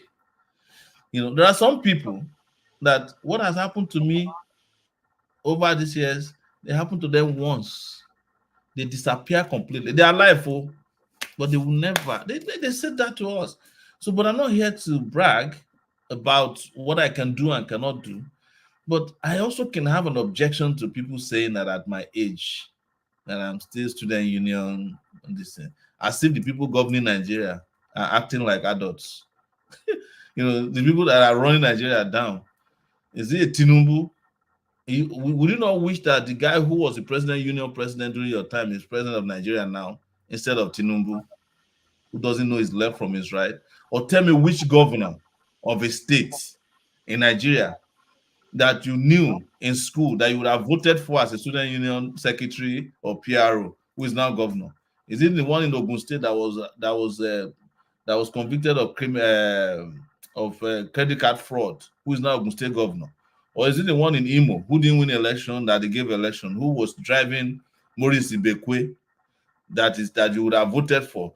Mention one person in Nigeria that is the big shaker of Nigeria today that you want me to work with. Mention one, now that we are here, that you wish I was working with, that I'm not working with, that would have made a difference. Mention one. I would. Alaba, no, sorry. No. I want you to answer me. Okay. Alaba, go ahead. Yeah, Sowore, in the issue of Nigeria, the coalition I'm talking about, listen, I'm mentioning them. In the issue of the coalition I'm talking about is the coalition of the willing. Let us start with, there's a lot of Nigeria that are disgruntled with the state of Nigeria that are on your stance as we speak. But they are not connected. They are not mobilized on the same page. Alaba mentioned the name. We have to go to other people. He actually has to go. It's not a joke. He has to go. I would say there are still some righteous, a few religious leaders, not the Pentecostal ones. Not the Pentecostal ones. All right, Alaba, you could move people from Nigerians are religious people. You could start from mosques, churches. We will talk about it privately then, Alaba, since we're friends. All right, let's go to Omori. Omori, go ahead. Yeah, good afternoon, everybody. Mr. Sowore, it's good to see you again. I've known you for more than 3 decades. I'm not here to ask you any question because most of us fight on your behalf. We take bullets on your behalf. We are ready to die on your behalf. I just want to say thank you for your tenacity, for your consistency over the years. I want to thank you for your doggedness and your sagacity. We thought we were involved in student unionism. You have taken it to a different level. People gather everywhere, in every forum to ask a question about what Sowore would have done differently. I wonder what they are doing in their own. Why is everybody waiting for Sowore? Why is everybody waiting for Sowore for protest? Somebody once said, Sowore is good for protest. When it comes to contesting for Nigeria presidency, it's not immaterial. I don't know the kind of people we are. Everybody waiting for Sowore to do everything. People that cannot they cannot go to their restroom without taking a permission from their wives. Sowore, please, I don't know where you get your energy from. We say God will continue to keep you and protect you. We know your words. If there's anything they thank God. More people are coming today to tell you, you haven't done this, you haven't done that, you have done this differently. They are in their comfort zones behind their computer, talking every day without making a meaningful impact. So, the only question I have today for people that say, Sowore he's not a presidential material. He was the person preaching production instead of consumption. And he's an importer. He's one of the biggest importers in Nigeria. What would they have told Sowore? Sowore, once again, thank you for your tenacity, your doggedness, and your sagacity. God bless you. Thank you. All right. Thank you, Omori. Let's go to Pansi. My question to him is, now, 2027 is around the corner. People come on this platform to talk about PDP, APC, and LP, Labour Party. When the bigger elephant in the room All right. So there's not going to be headway. What do we do? Is it still going to be about contesting for presidency in 2027? When we know that they have infiltrated everywhere. They have hijacked INEC. They have hijacked police. They have hijacked the court. So of what use is it contesting in 2027 when the necessary structures are not taken care of? This is my question. Thank you. Thank you. I'm sure you want to answer that. Well, at this point, I can accommodate more questions because of time. Okay. You mean you can or you can't? I can. Okay, good. Because I'm going to extend this to 2:20. So another 30 minutes. Okay, yeah. All right, good. That's good. So there's a question on the comment section that I want to go back to. Someone wanted to know, looking at the election, local government election that happened in Kaduna yesterday, where the party in power won, which is the trend across the country. The same thing, what is the hope for 2027 for those who will want to participate in that election? So I don't know why anybody, on a serious note, is looking at 2027 when you have been trapped in 2024. These guys are showing more than before. They are disdain for any form of electoral practice. They are no longer pretending that there's no democracy in Nigeria anymore and that there would be democracy. They just finished an election in Edo State where they did not even systematically rig it. They rigged it to the face of Edo people, and I like to say that because if it didn't happen, if they didn't do what they did in Edo, the online will be awash with our Edo brothers who say, Edo no be Lagos. They brought Lagos to Edo to come and spite Edo people. What did you do? Don't even go to local government elections because those are the worst. The state electoral commissioners are the worst. They don't even conduct elections.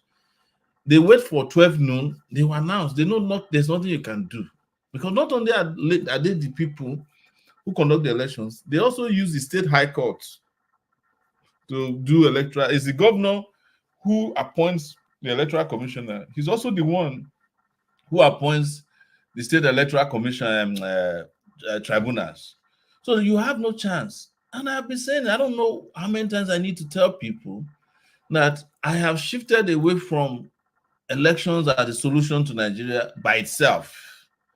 That for Nigeria to have a future in elections, there has to be a revolution first. That is my position. And that's what I've been preaching. Of course, you can ask me, which is the next question most of them, why did you participate in election? Well, in the course of asking for a revolution, I discovered that a lot of people also need to be convinced about what works and what does not work. And in participating, we let you know that look at the thing you said, though, it's not going to work. Because I don't know why anybody is asking question about 2027. I don't, what is wrong with us? 2027, these guys have finished with you in 2024. They have already announced the election of 2027 in Edo State. That's what they did. They have already announced the election, and you are here discussing. And let me tell you, they love it. They love it when they keep hearing 2027. They say, "Oh my God, these people they never learn." Because by 2027, it's just going to be one night again passes, and if Tinubu is still alive, he will be president again. And some of you will say, well, Shebi they did the election now, make you leave them alone, and they've tried. So please, I don't understand why people keep making it sound like 2027 is going to be different from 1963. I don't know why people keep saying that. If you are ready for 2027, stop coming online to discuss change about Nigeria. Just wait for 2027 and you'll find yourself in 2028. All right, thank you. Let's go to Pansat quickly. Pansat, your question. Thank you very much, Dr. Rudolph. Welcome to the show, Mr. Omoyele Sowore, and the rest of the panelists and those who are watching in the comment section. You know, I think I should first start by thanking you for your courage. You didn't mention that, and that is true. You've sacrificed a lot. And you've been there for a long time, and you've grown over the years. I've seen, we all follow you. We saw when you came into the new media, citizen journalism and all that stuff. So that's good. But I have to tell you, the format is not doing you any good where people cannot sit here and talk to you and ask you questions. That's why we're here. This format of having a lot of your supporters, Chidi, Dr. Chidi, Rudolph, you guys go way back. I teed up a video, so I don't have time for any of that, obviously, because others want to speak and you don't have time. But there's one thing, there are a lot of things I'm going to talk to you at some other time, right? But one thing I want to know right now, we know all the economic, what are you a communist or are you a capitalist? I know that you have variations like socialism. The reason I ask you the question is that it makes no sense that you don't support Peter Obi. You say they're all the same. And then you talk about revolution. So when you tie the two together, in communism, the preferred way for people to take over power is by revolution, right? But more particularly, when you say they're all the same, the only way that makes sense is if they're all capitalists. You follow me? So now, would you now forever put that part to rest? Are you a communist? Do you prefer communism now? Rudolph, before he answers, because I know you want to throw me out. Hold on. Constance, we have to go. Wait. I want to say the things that I'm curious to know about later, so that he will, for his own good. You're not doing him. Sure, you can answer him. We have to go to other people. Yeah, no, but Rudolph, you're not doing me any favor about what you're doing. If I tell you that you can't share them. If I tell you that I don't understand this question, I'll be lying. It's because it's all like weaved together. I think he was saying whether you are a capitalist or socialist. I'm not a capitalist. Okay. I believe in socialism, but I also do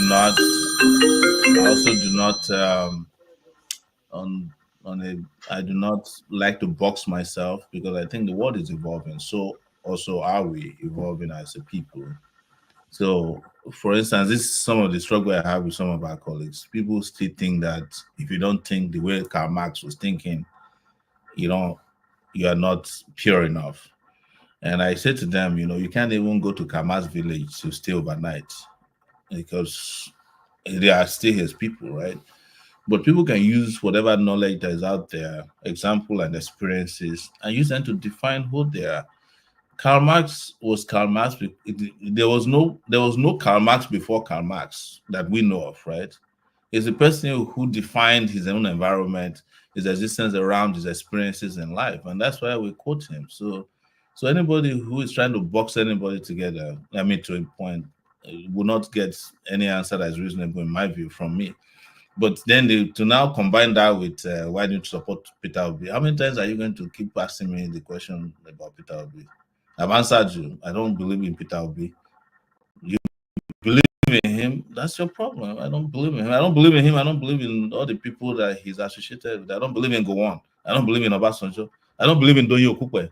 I don't believe in Abure. All the people that constitute their campaign team, they are the same people who destroyed Nigeria.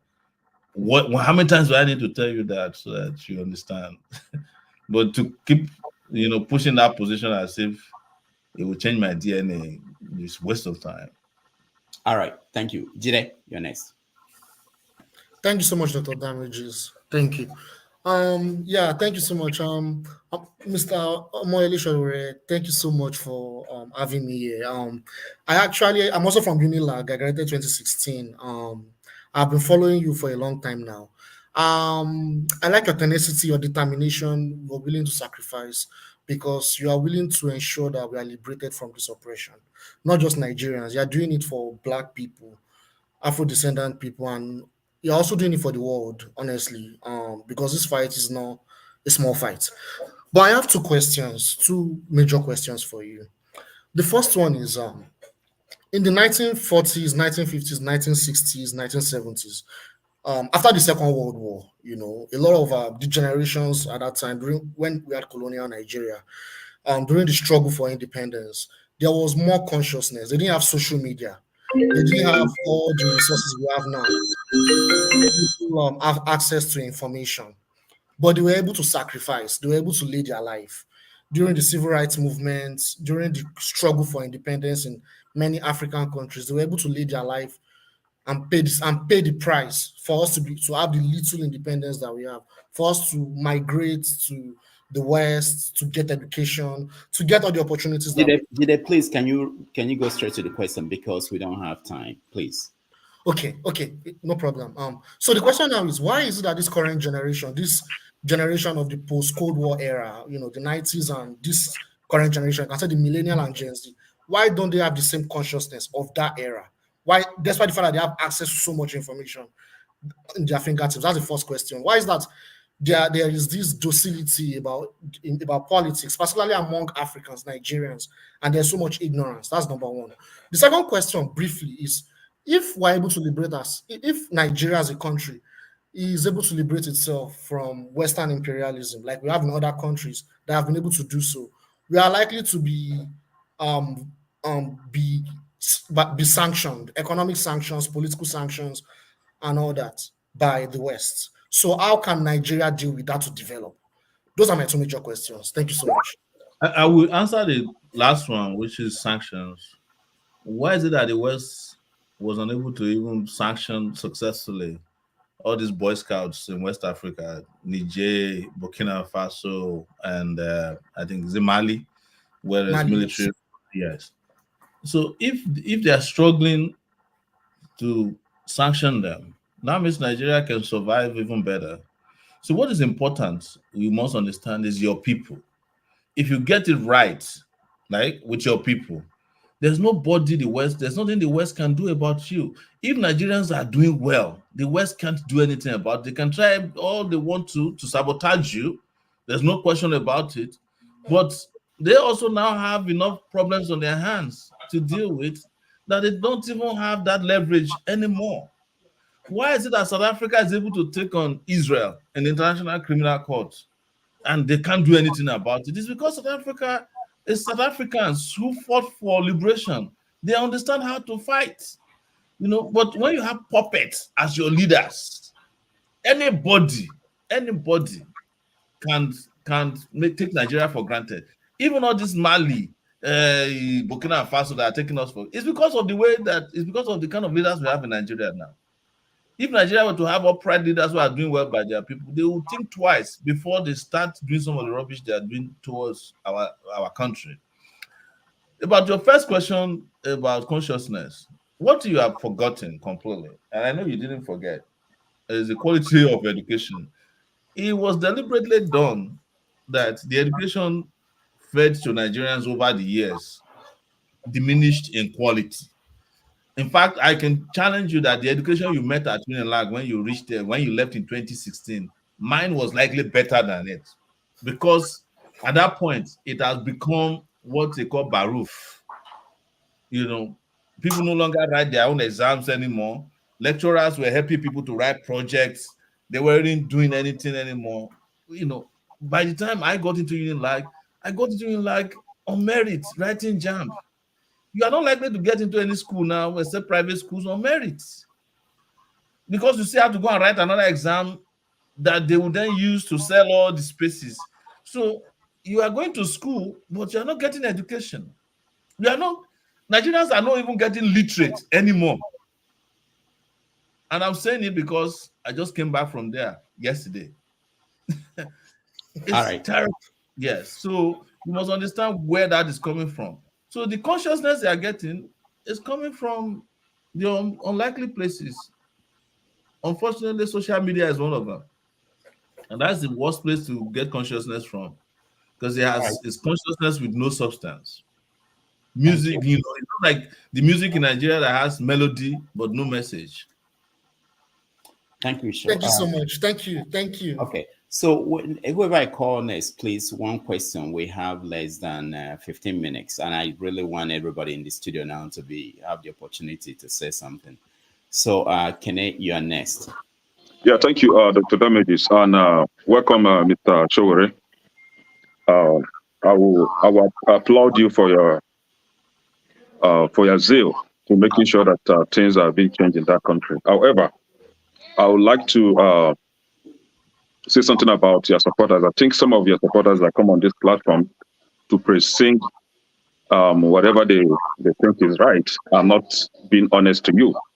And my question will go direct.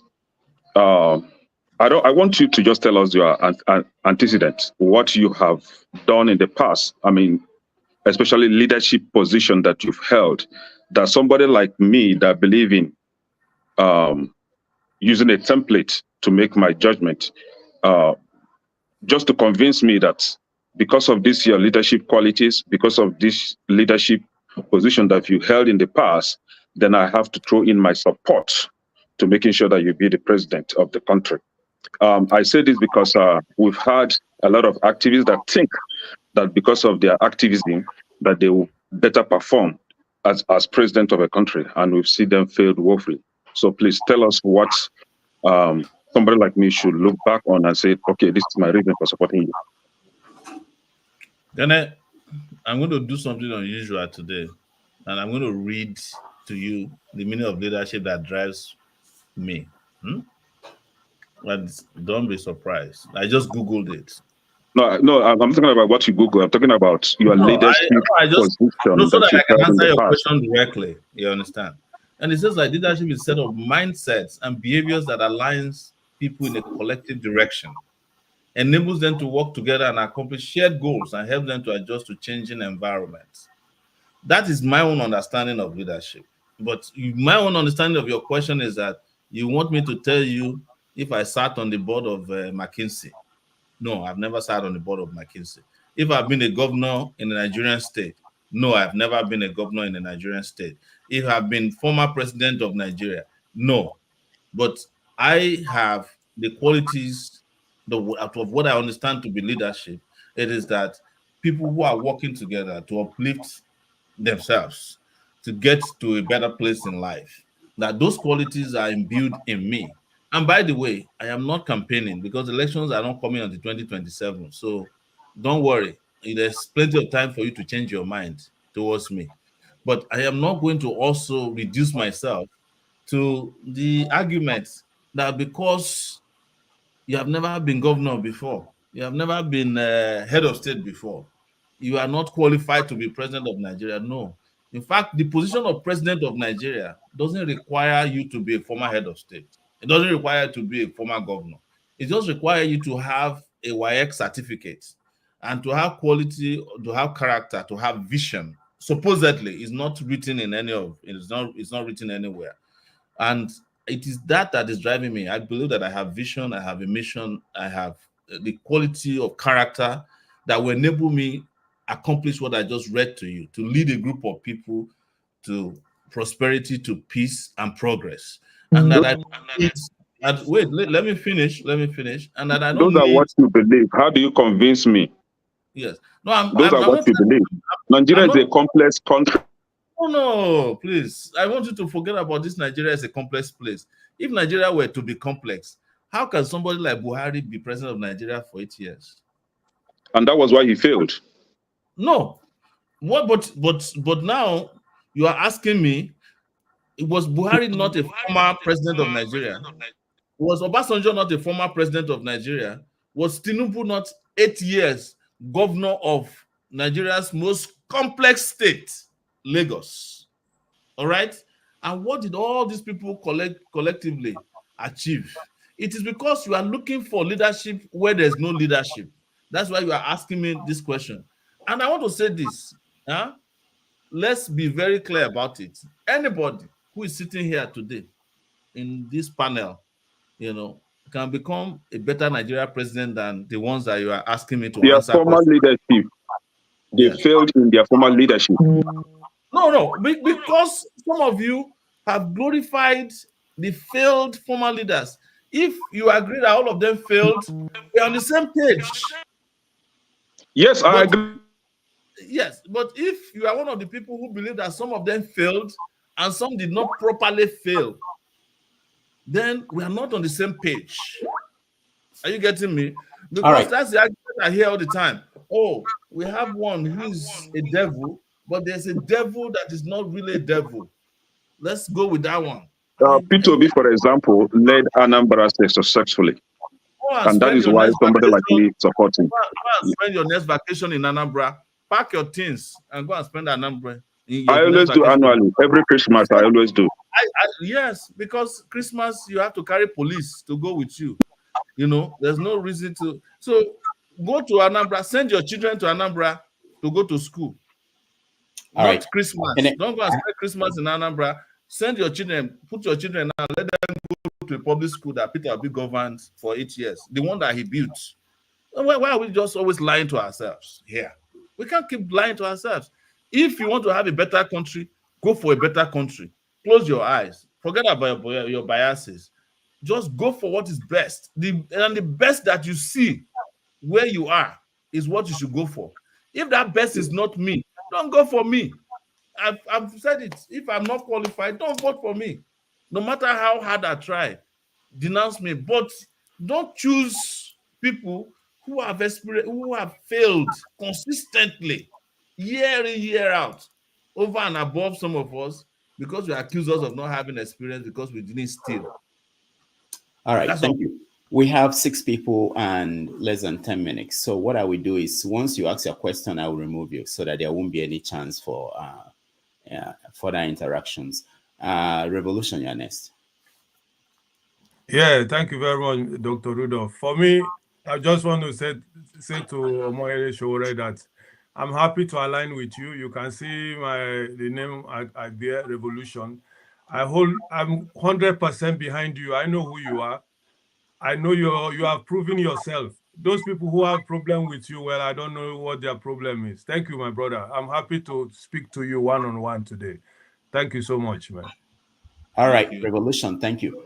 There's a question. So there's a question on the comments, and it says, what is your stance on restructuring of Nigeria? Do you support it? And if you do, how should Nigeria be restructured? That is from AY, to benefit the people. I have proposed, as part of even our August protest, Days of Rage, that Nigeria should undergo restructuring. But the restructuring that Nigeria must go through must be decided by the Nigerian people through a sovereign national conference. Why did I say sovereign? I don't want the conference in which we come back and somebody will go and tinker with it or put it inside the dustbin. The decisions of it is a constitution, a new constitution, a brand new constitution that determine how Nigeria should be restructured. Because so many of the people you are hearing from who talk about restructuring, they have different agenda. So many of them hidden agenda. They are not going to tell you what it means until they get to power. Then they are opposed to restructuring. All these Tinubu that you are seeing, when they were out of power in Afenifere, they used to shout restructuring. The moment they got to power, they said they are now opposed to restructuring. Buhari them and all their ACM party, they used to be APC. They used to be in support of restructuring. When they got to power, they don't want restructuring no more. There are governors who are shouting restructuring when there were no governors. The moment they get to governorship position, they don't allow local government elections to hold, including Peter Obi. Peter Obi was governor of Anambra State for 8 years. No local government election held. Because when you people are shouting about Peter Obi, you don't like people to talk about Peter Obi, but I will keep reminding you people why he's not different from the rest. So the restructuring that we must have must come from the Nigerian people themselves deciding how they want their country to be restructured. It cannot be the restructuring for the elite, because the elite restructuring I hear of is that they want regional government. They want to go back to Southwest. The people of Ekiti don't want to come back to Ibadan. The people of Ondo State, they don't want to become an appendage of the people of Oyo State anymore in a restructured Nigeria. So let people come and sit down and determine how They want economic, the restructuring. The restructuring I want is economic. And I believe strongly that every section of Nigeria should develop at their own pace. I believe that. Or that our center should not be as strong as it is. But let the Nigerian people come and determine this. Because regardless of how we restructure, unless and until we have good people governing even a restructured Nigeria, you'll still come and bring another sing song another time. Because right now, the state governors are supposed to govern their states. Allow the local government to govern the local government. There's no state that is allowing local government to govern. Even after the Supreme Court decided, they still had to create another committee to go and look at the position of the Supreme Court that is supposed to be final, because they don't want to let go of the money that goes to local government that is seized by state governors. That's the problem. Thank you so much. Thank you. Yeah, let's quickly go to Dr. Dominic. Is it my turn? It's my turn. Don't cut me out. It's my turn now. I think someone came before me. Go ahead. Oh, okay. I was here before them. Are they doing a partnership here? I don't know who came before, but quickly. Come on, man. I was here before Gabriel Henry, but let him go ahead. Not a problem. See the problem. It's not true. So you have to leave it for me to decide now. Dr. Dominic, your question. Okay. Shoba, nice to see you again. Thank you, Doctor. Good to see you too. Yeah. I'll just keep it pretty straightforward. So it seems like every successive Nigerian government is worse than its predecessor governments. And for every administration, there's always something major that, shakes people's mindset, whether it's fuel subsidy or hunger. So do you think Nigerians are finally at the precipice of revolution? And if you think they're at the precipice of revolution, what is it that has finally brought them there? Considering that Nigerians have been desensitized to multiple failings of multiple administration. Are we finally at the precipice of revolution? And what will bring them there if they are not? And if they're already there, what has brought them there? Is it maybe the hunger that's happening right now? Thank you. All right. Thank you. Let me surprise you. They're not there yet. And do you know why? Diaspora Nigerians. So we are still sustaining and subsidizing the suffering in Nigeria with little money we send, to the point that people have not reached breaking points. And the guys who are running Nigeria also understand where the breaking point is. So they won't let people quite reach it because they understand the breaking point. But they will also not let the people have it because they don't need them to have their rights. They don't need them to have comfort to come and be asking questions. So they will keep them, it's like, I don't know, I think Rudolph, you used to tell me this, the part of heaven that is between heaven and hell, that's where Nigerians are. They are not quite in hell, but they are not in heaven. Yeah. So that is where the Nigerian leaders have kept Nigerians, but we have not reached the breaking point yet. I can tell you that. Does one exist? And what does it look like? There's a breaking point. There's a breaking point that will happen. There's a breaking point that will happen. But the thing about the breaking point is that nobody will know when it will happen. All right. Let's go to Henry. Yeah. Good evening, Mr. Sowore. Yeah. Thank you for your atlas. Thank you for all you've been doing for Nigeria from university time to now. If you recall, we have about three presidents before this. The third president now, good luck, and Buhari, and the Tinubu now. We'll be talking about want the country to be better, but you don't want to go into any collabo with anybody. You said it's a thief. This one is a thief. So we have the movement last election.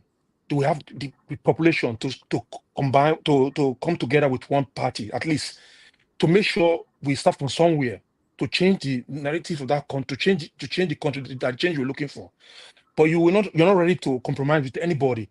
So how are we going to do it? We're still going to wait for another president on president. Can I answer your question? Let me finish. Mr. Sowore, if you look at it now, right now, Nigerians are not ready. Yeah. You sacrifice a lot for that country. Your brother died in this situation, in this, all this. I will advise you right now, from my opinion, if the Nigerians are ready, you are there waiting for them. Because I can see Nigerians are not ready. They can be having time to criticize people on social media. They will not have time to criticize their government, to stand up for what they believe on. Nigerians are not suffering yet. Let them, don't sacrifice yourself for Nigeria at the moment right now. This I will tell you, please. Thank you. Go ahead. It's not a question, but you know, some of us are not doing this because we are not doing it for anybody. I'm doing whatever I'm doing now. I've been doing my entire life, probably I would say I wouldn't even say adult because I started quite early. But so I don't expect anything in return. I don't even expect people to be nice to me. It's the reason why sometimes people draw my attention to what people say on my timelines. I was like, what's the big deal about people getting upset on social media? Maybe it's because you guys don't get to be on the wrong side of powerful people. So you will get upset over comments written about you. But if you know how people really get upset at me and what they try to do to me, social media is small compared to what they try to do to me on a daily basis, to harm me, to destroy me. So we have to understand that so that we can make that progress. But I don't think we should allow Nigerians to suffer because they are not ready. Because honestly, it's too hard. It's too hard for them, and I think we should all work together and make sure that just as we care about people we don't know, like we even care about Palestinians, and they're not our family members. How much less our own people, our brothers and sisters. And it's not as if Nigerians put themselves in this situation. They were put in it over time. I have kept saying everything that is wrong in Nigeria that Nigerian leaders are doing, they've organized over time. They've organized this over time. Otherwise, you will not see that it's the same set of people that have been controlling Nigeria over the last, at least within my own lifetime. I can count the same set of people who are always around, making sure that Nigeria doesn't make progress. We know them. And they are the ones who come out and say, no, we don't want this to happen. They make sure it doesn't happen. If they don't want roads to be built, it will never be built. If they don't want schools to be built, it will never be built, and they have connections here and there. But we know them. And where I get a little bit, surprised sometimes is how much people know the solutions and how less they are willing to go to solve it. And that's where I get discouraged. It's like, but you know the truth now, you know the solution. You don't need to deceive yourself. Just like our brother who was saying, oh, we had a coalition, and ask yourself, the coalition members who are in the Senate, House of Rep, have they made any law?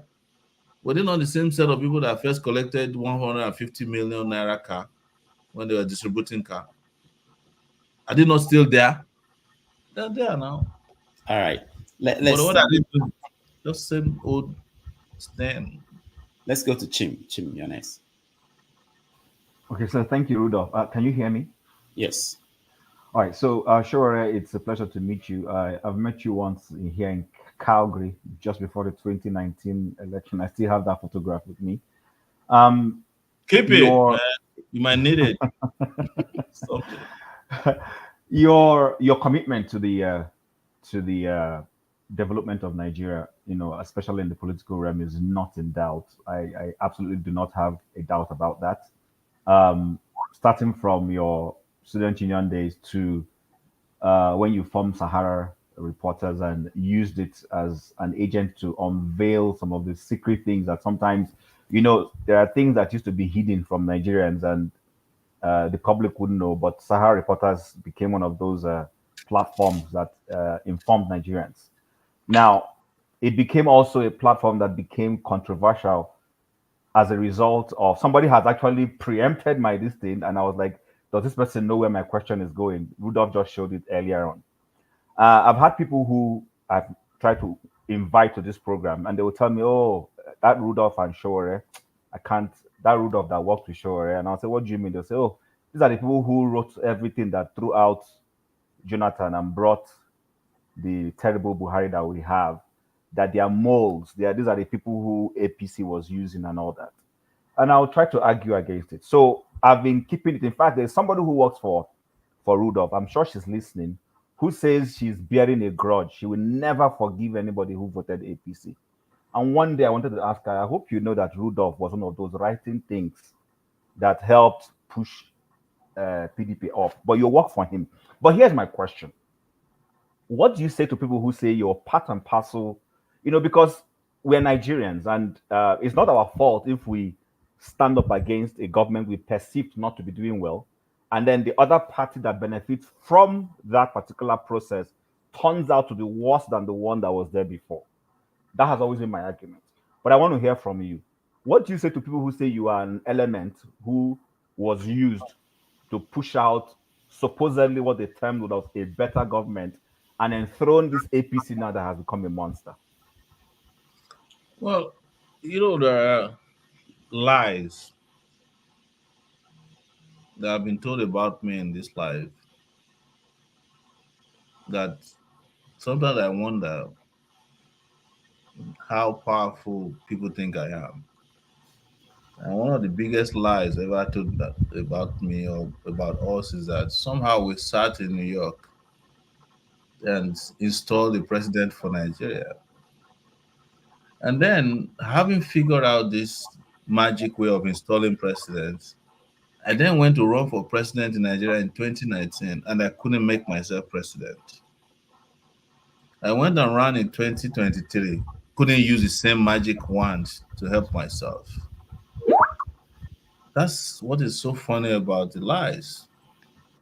The reason being that the position that I hold today is a position I've been holding since 1989 when I arrived at the University of Lagos as a student activist.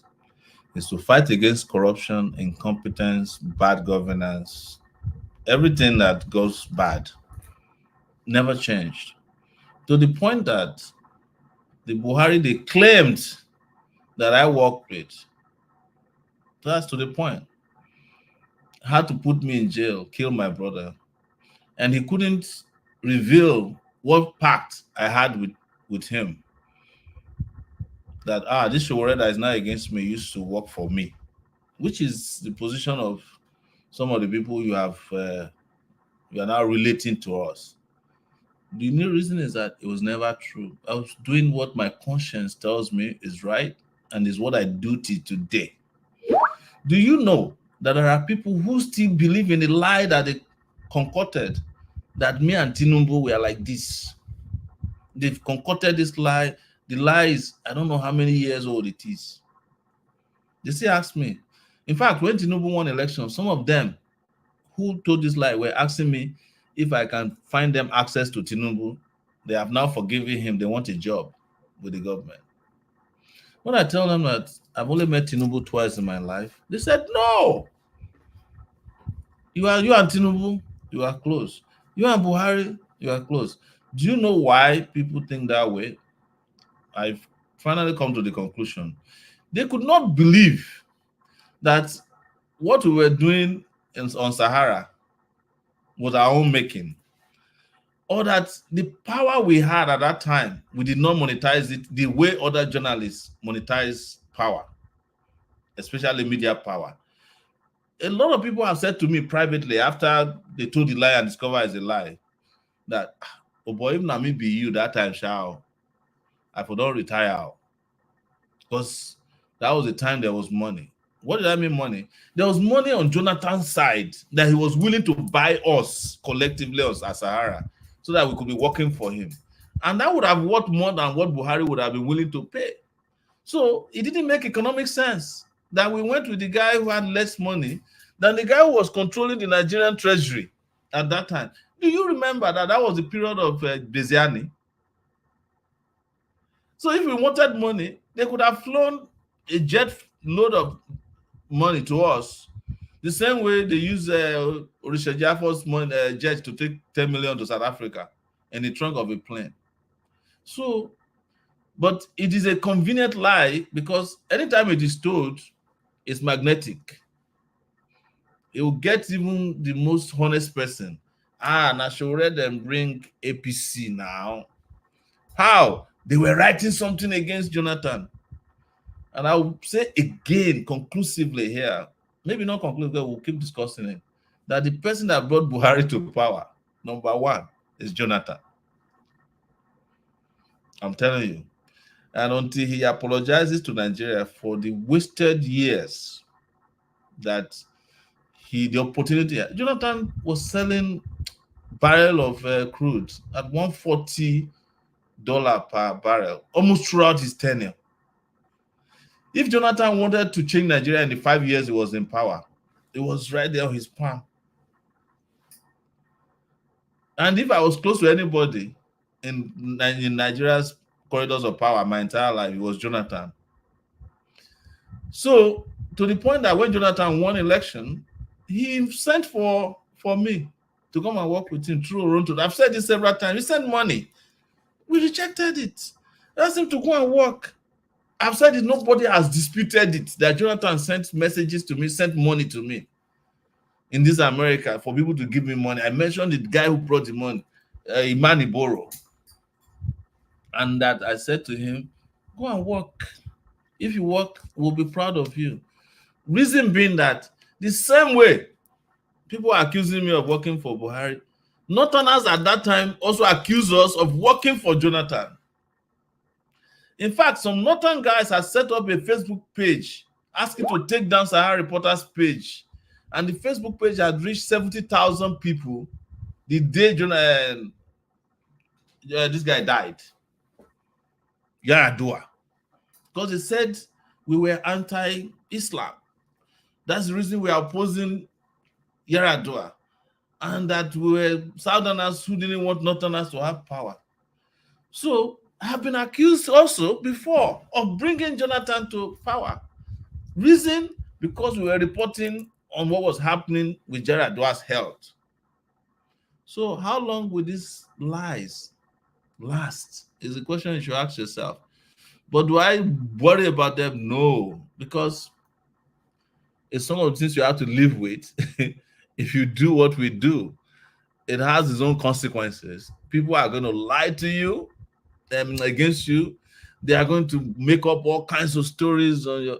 Sometimes when people lie, tell me some lies, I look back and say, are you talking about me? There was a guy who wrote a story from London at the time and said, Tinubu bought me a $5 million mansion in California. Do you guys remember? In 2015. I was like, wow, I need to find the mansion. Still looking for it till today. So it comes with the territory, I have to say. Thank you. Thank you so much. We are totally out of time, but it's up to Sowore. While we wait for the time you say we are going to cut off, let me go to Mr. James. Yeah, thank you. Let me just go straight to my question. While you were answering Mr. Jide's question, you made reference to the appalling appalling education in Nigerian universities, particularly the University of Lagos. During the last election in Edo State, it is dehumanizing for professors, university professors in Nigeria, to be returning officers. These are jobs high school graduates and high school dropouts do here in the Gambia. Please, what do you think Nigeria should do to revamp the educational system? The educational system right now is morally barren and bankrupt. We are producing wishy-washy professors. There's one I work with here in the Gambia whose examination questions contain grammatical errors. A professor from a Nigerian university. What is wrong? All right. Thank you. Thank you. Thank you, James. I don't even have any answers for you. But the question you asked is, you made a comment that some of our professors are acting like high school dropouts. Some of them really are. Yeah, there's a lot of professors in Nigerian universities that are fake, a lot of them. But if you are thinking about professors that are returning officers, what about the professors who are special assistants to the students that failed in their university when they were professors, or the ones who call the wife of their pastors mommy? There's a lot of things wrong in Nigeria, please. And it's good to hear from it. Yeah, please, where is Professor Alaho now? I frankly don't know where he is. Professor Alao was our Vice Chancellor, University of Lagos. He's now in California. He's in California. Okay. He's teaching at I think University of California.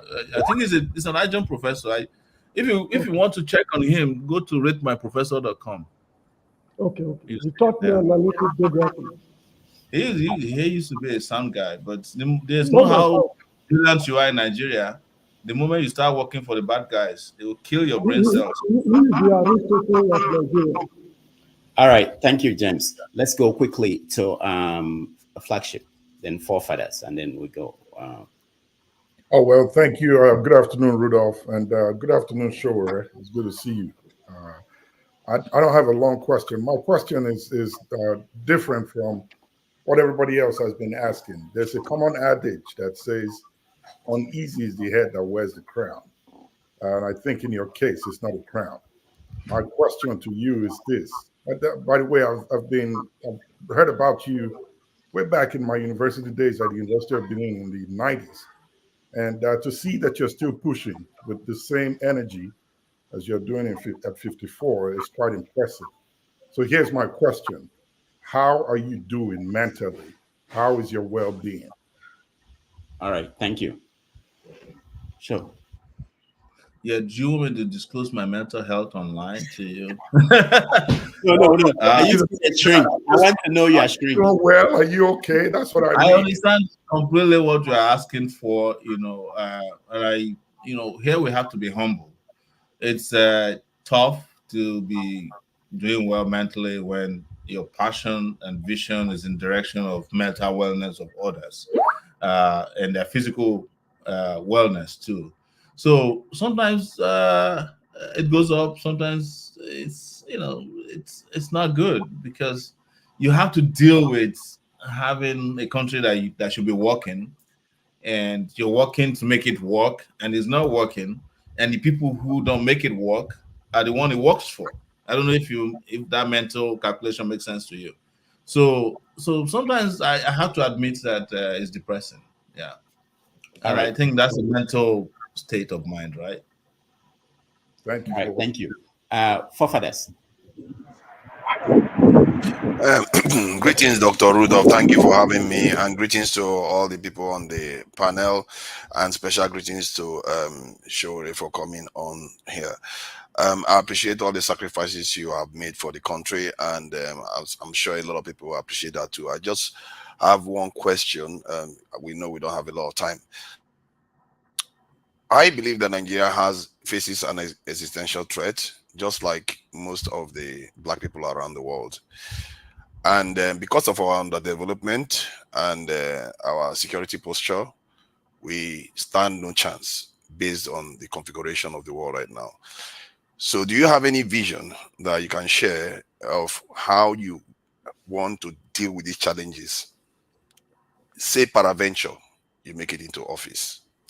Thank you. I will go build my own nuclear power station too, so that so that the world can respect me, can respect Nigeria. But I personally think that to get it right, I don't think the word security is appropriately used in Nigeria context. Because when you talk security in Nigeria, people are talking about physical security. They think police, or how you can live in safe neighborhoods. But security doesn't come from the sky. It comes from economic prosperity. If people are prosperous, if people are doing well, you don't need houses that have walls that are that are taller than the house itself. I have often said this, and this is a quick digression, that if someday Nigeria gets it right and we start enjoying physical security like you have in America, we should build a whole country with blocks broken down from fences in the country. just go and set up a whole country and say we want to build a million houses, and we are building this simply, utterly from just blocks that we took away from fences of houses that no longer have fences. That would be amazing, because we don't have the holistic conversation about security in Nigeria. Where security comes from, that there's economic prosperity, social security, national security. But our idea of security is homeland security, like Americans did after September 11. It's like, how do you keep some people out? How do you keep some people in? Why they have no fundamental rights? Just a police state. That's not my own idea of a police state, of Nigeria. So we have to start with that economic part first.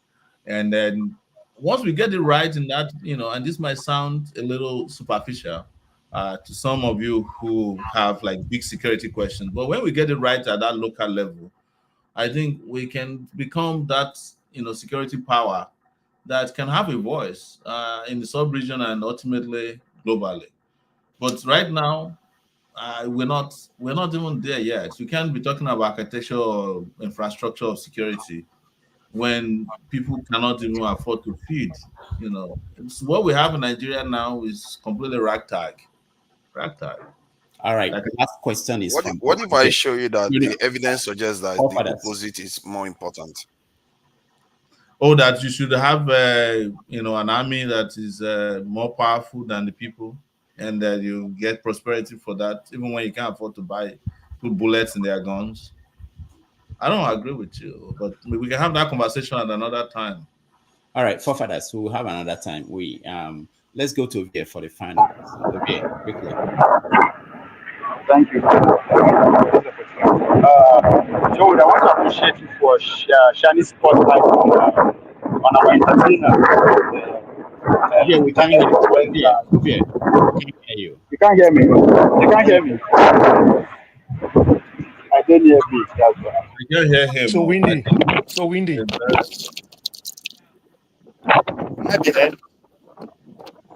Rudolph. Yeah. I have to run. I know. Thank you so much. Thank you so much for. Guys, please, I'm back on this side of the world. I'll be glad to come back. Maybe I can become a panelist, because I heard it's a very powerful position. Yeah, it's not. Yeah. You will. We will get you back in few not long time. We'll get you back. Thank you so much. We'll have you for 3 hours. It's a pleasure rejoining the house. I know a lot of you, and we're friends too. So I'll be gladly back here. So let's keep pushing until we get it right. Hopefully. All right. Have a pleasant Sunday, everybody. Goodbye. All right. Thank you so much for joining us. We will take a break of 5 minutes. When we come back, we are going to review how it went, and I want to hear from some of you, including the people that revealed some things I didn't know they've been keeping away from me for a long time.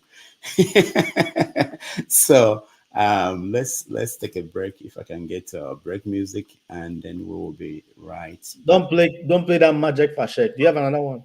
No, we can't play that anymore, just in case some of your moderators very good. Who don't come to work, who don't show up for work. Wait, Rudolph, come on, you can't do that to me now. No, they actually it's copyrighted now, so we can't play it. Good. All right, we'll be right back.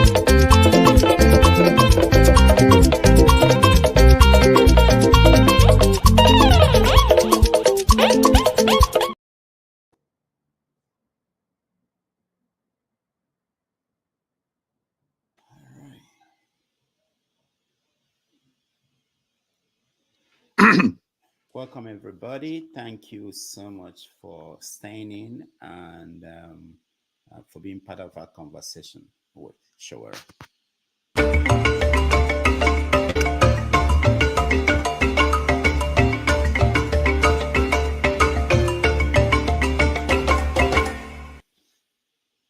All right.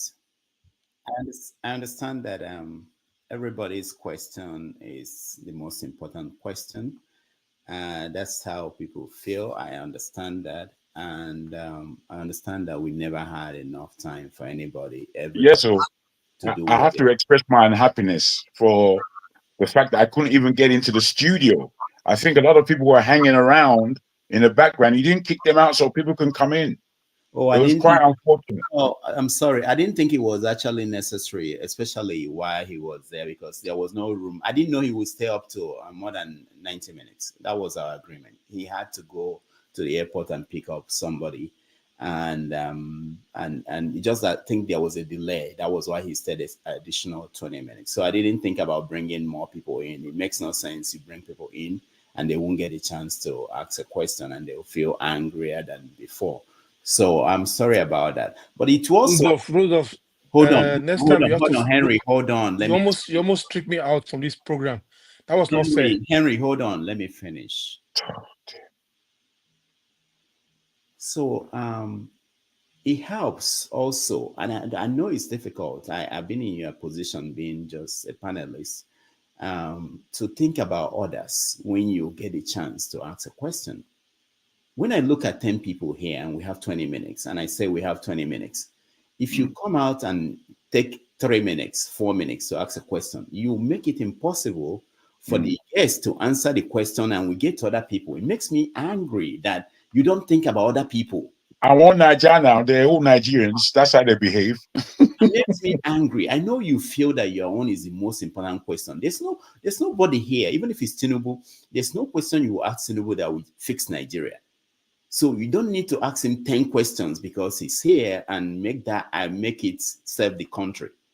So take it easy and he will come back. These people will come back. If I bring anybody here once, they will come back. But they won't come back if the way sometimes we approach the questioning as if it's the end of the world. And this is today we have to resolve this issue, the Nigerian issue. And you are the one that will answer the question, the ultimate question.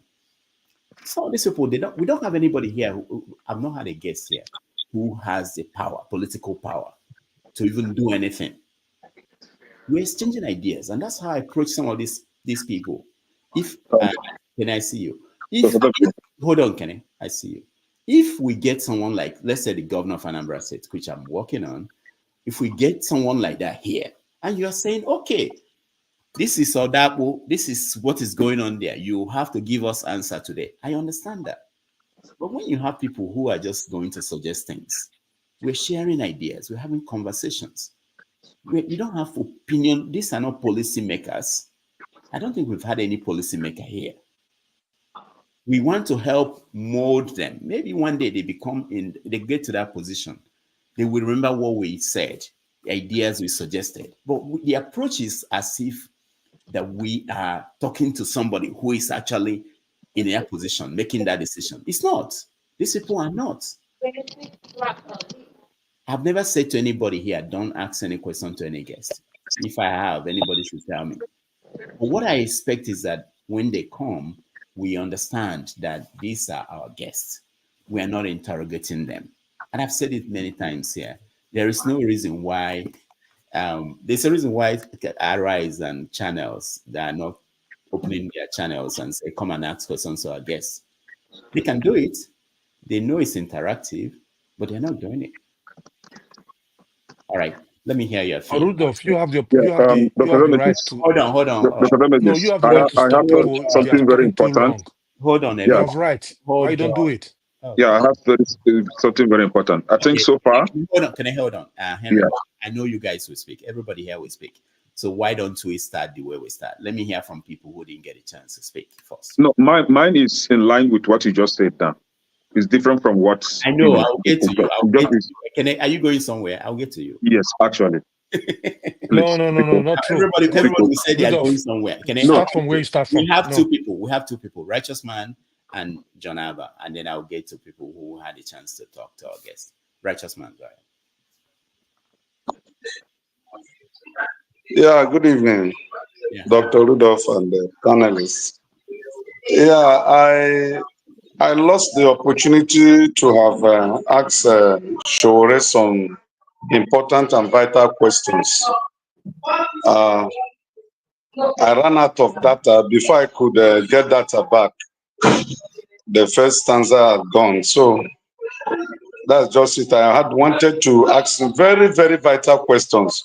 The picture he took with Nnamdi Kanu in New York, when Nnamdi Kanu was putting on a beret, that picture speaks volume. The way and the manner he was looking at Nnamdi Kanu on that, if you look at that picture very well, it speaks volume. So I wanted to ask him to know why he was focusing on Nnamdi Kanu that way. That was when they met at New York.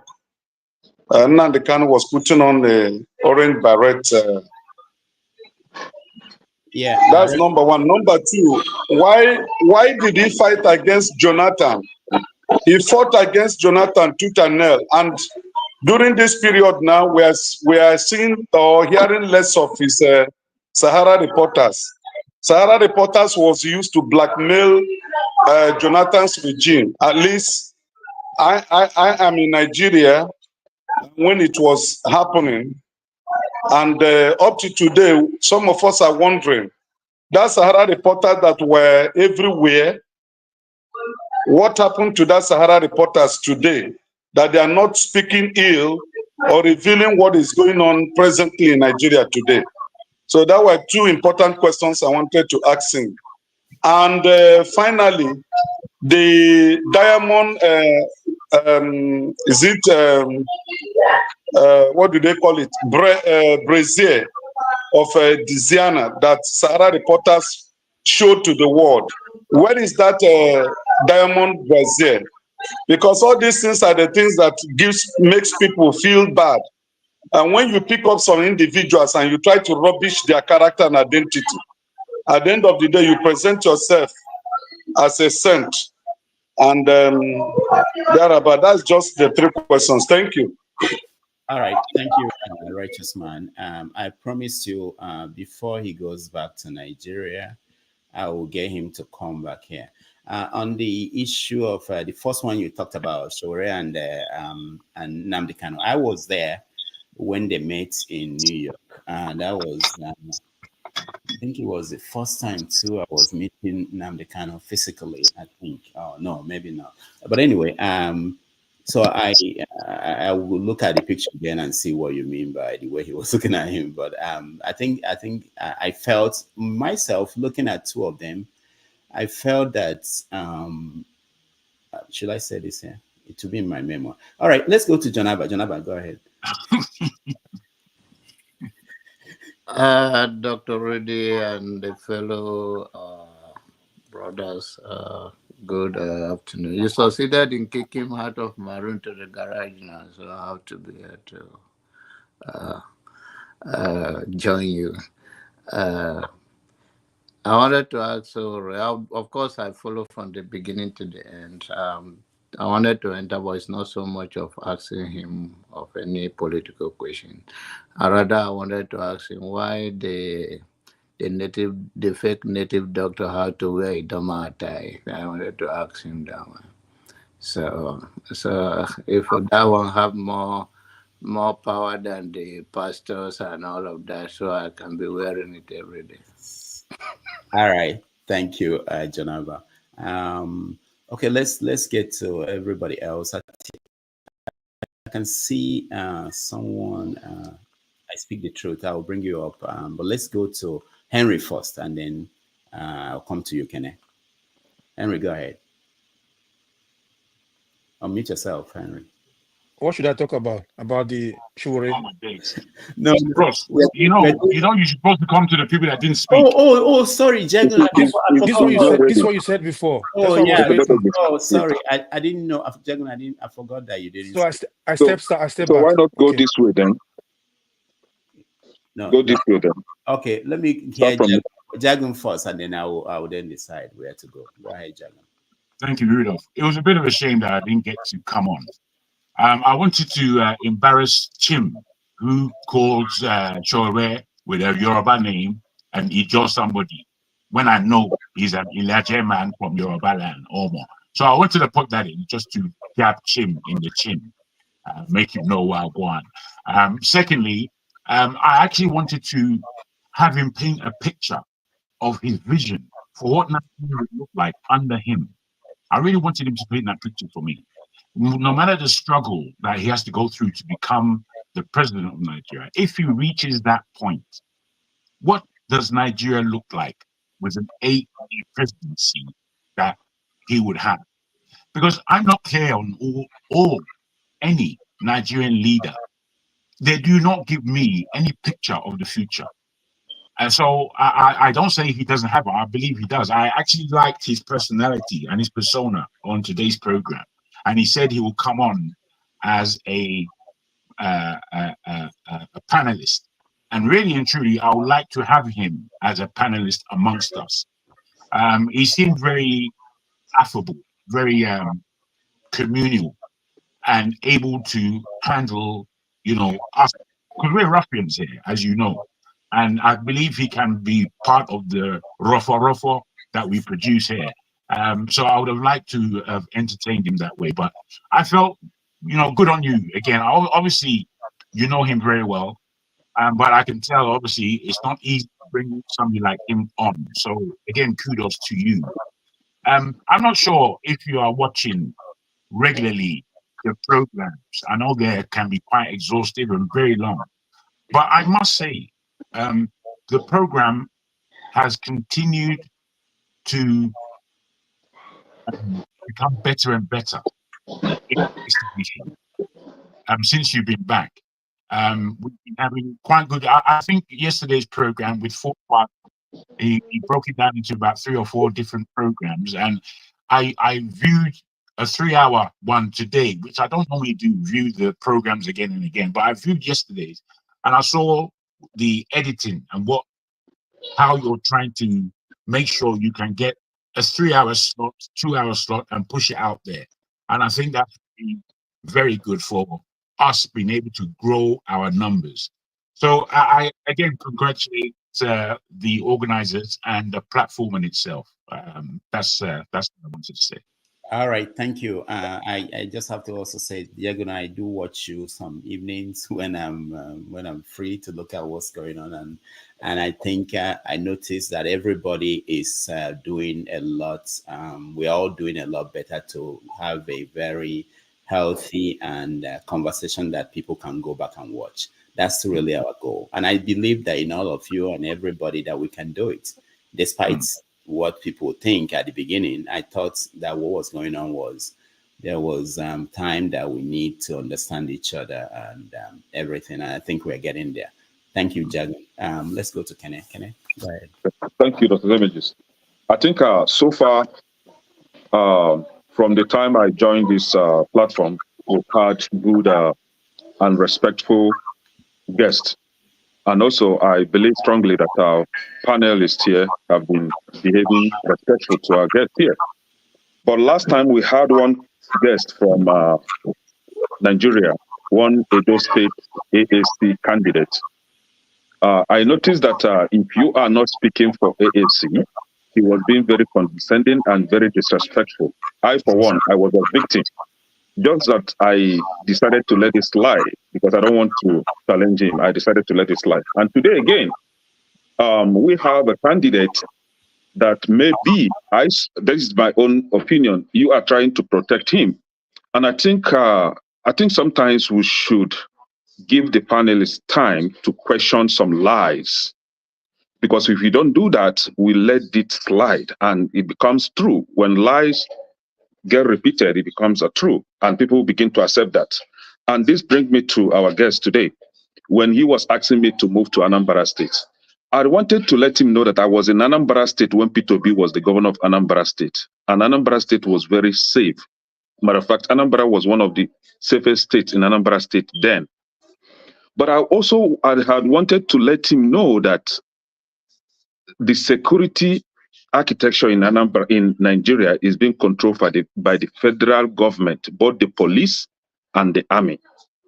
So in as much as we are trying to secure our state, the federal government is busy messing it up. So I would have wanted to educate him that, no, I was in Anambra State when P2P was the governor and Anambra was safe.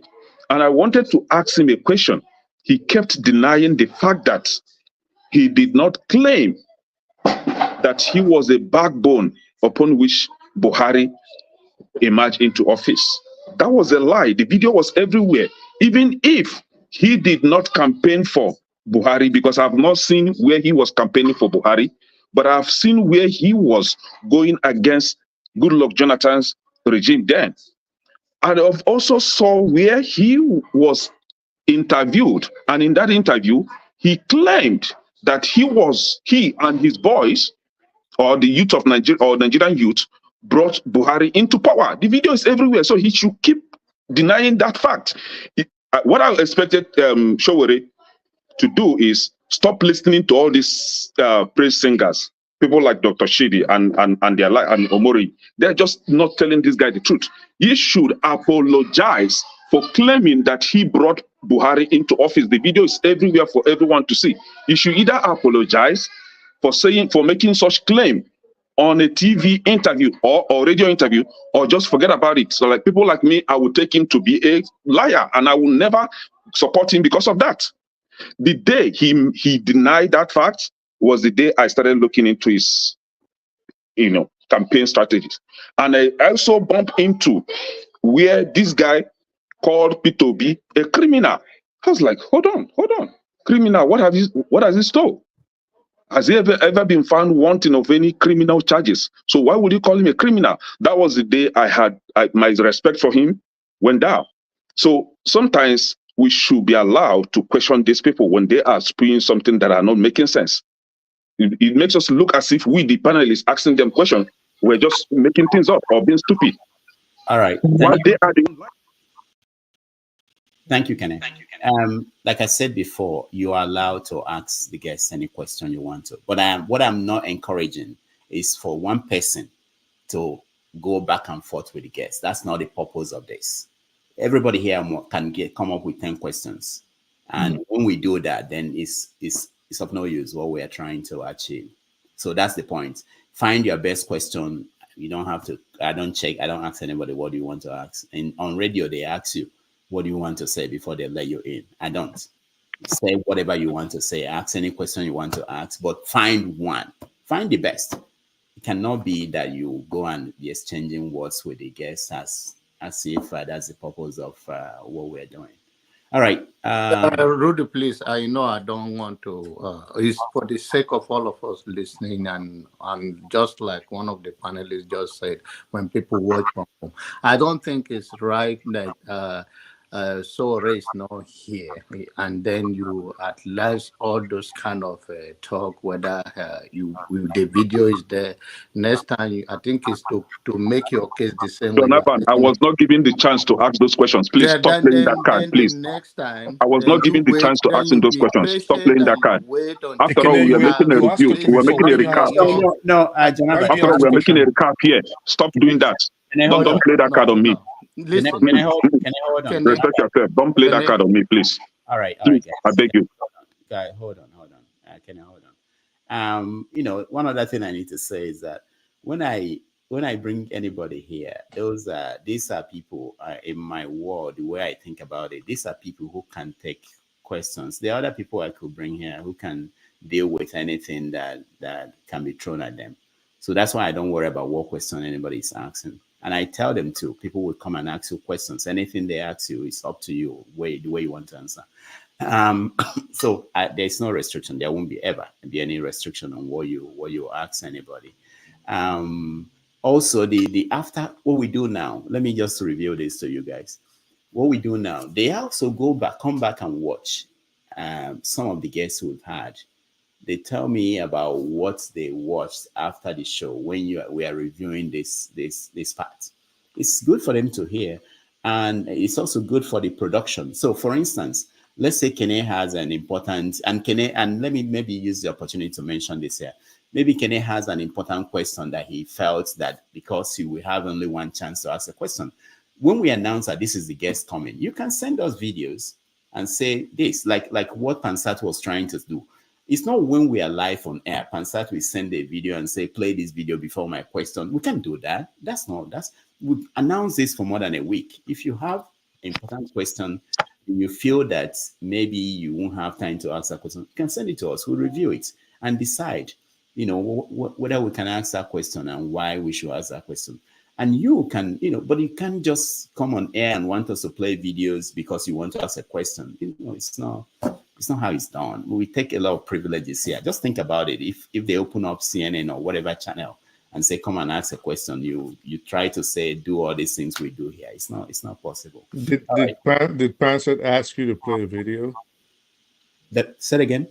Did Pansat ask you to play a video? Yeah, he sent a video and he was trying to say we should play that, but there was I have to watch it before I play. I can't play a video. I don't know what it is. Oh, because that was what I actually was going to speak about. Because I was going to say, because both of us talked for hours till early this morning, and I knew where he was coming from. So I thought even though Sowore answered the question, if he was a communist or a socialist or a capitalist, I think Pansat actually did have very, very good questions. And I'm not trying to tell you how to do your job, but Pansat also hasn't done himself any favors in the past, the way he blows up and goes berserk sometimes. So, but I think it would have been better and imperative, and again, like I said, because of the past, if you had allowed him ask the questions, because I think he had very good points which he wanted to ask, which was, as much as I like Sowore, I think Pansat would have been an added benefit to the show, because he was trying to hold his feet to the fire and ask him questions instead of just basically kissing his backside like most of the people that came on did. So again, I'm not trying to tell you how to do your show, but I'm saying I think it would have been a little better if he had been allowed to just proceed. But I didn't even know he asked that a video should be played. All right, thank you. So, James. Oh, okay. Let me go that way. Okay. Let me just address one thing real quick. So, part of the reason why we opened the Iroko Post TV was because of the danger of the original channel getting blocked. And so, when you send videos, first of all, we have to go to them, make sure there's no copyright issues. So, if you send stuff last minute, chances of it getting played is almost zero. Yeah. Also, I see a lot of people say that I was protecting the guest. I wish I will. What I only ask for is respect, and it's not just about one guest. Sowore was not the first person that most people have taken up on in a way that I think it shouldn't. It's no need for that.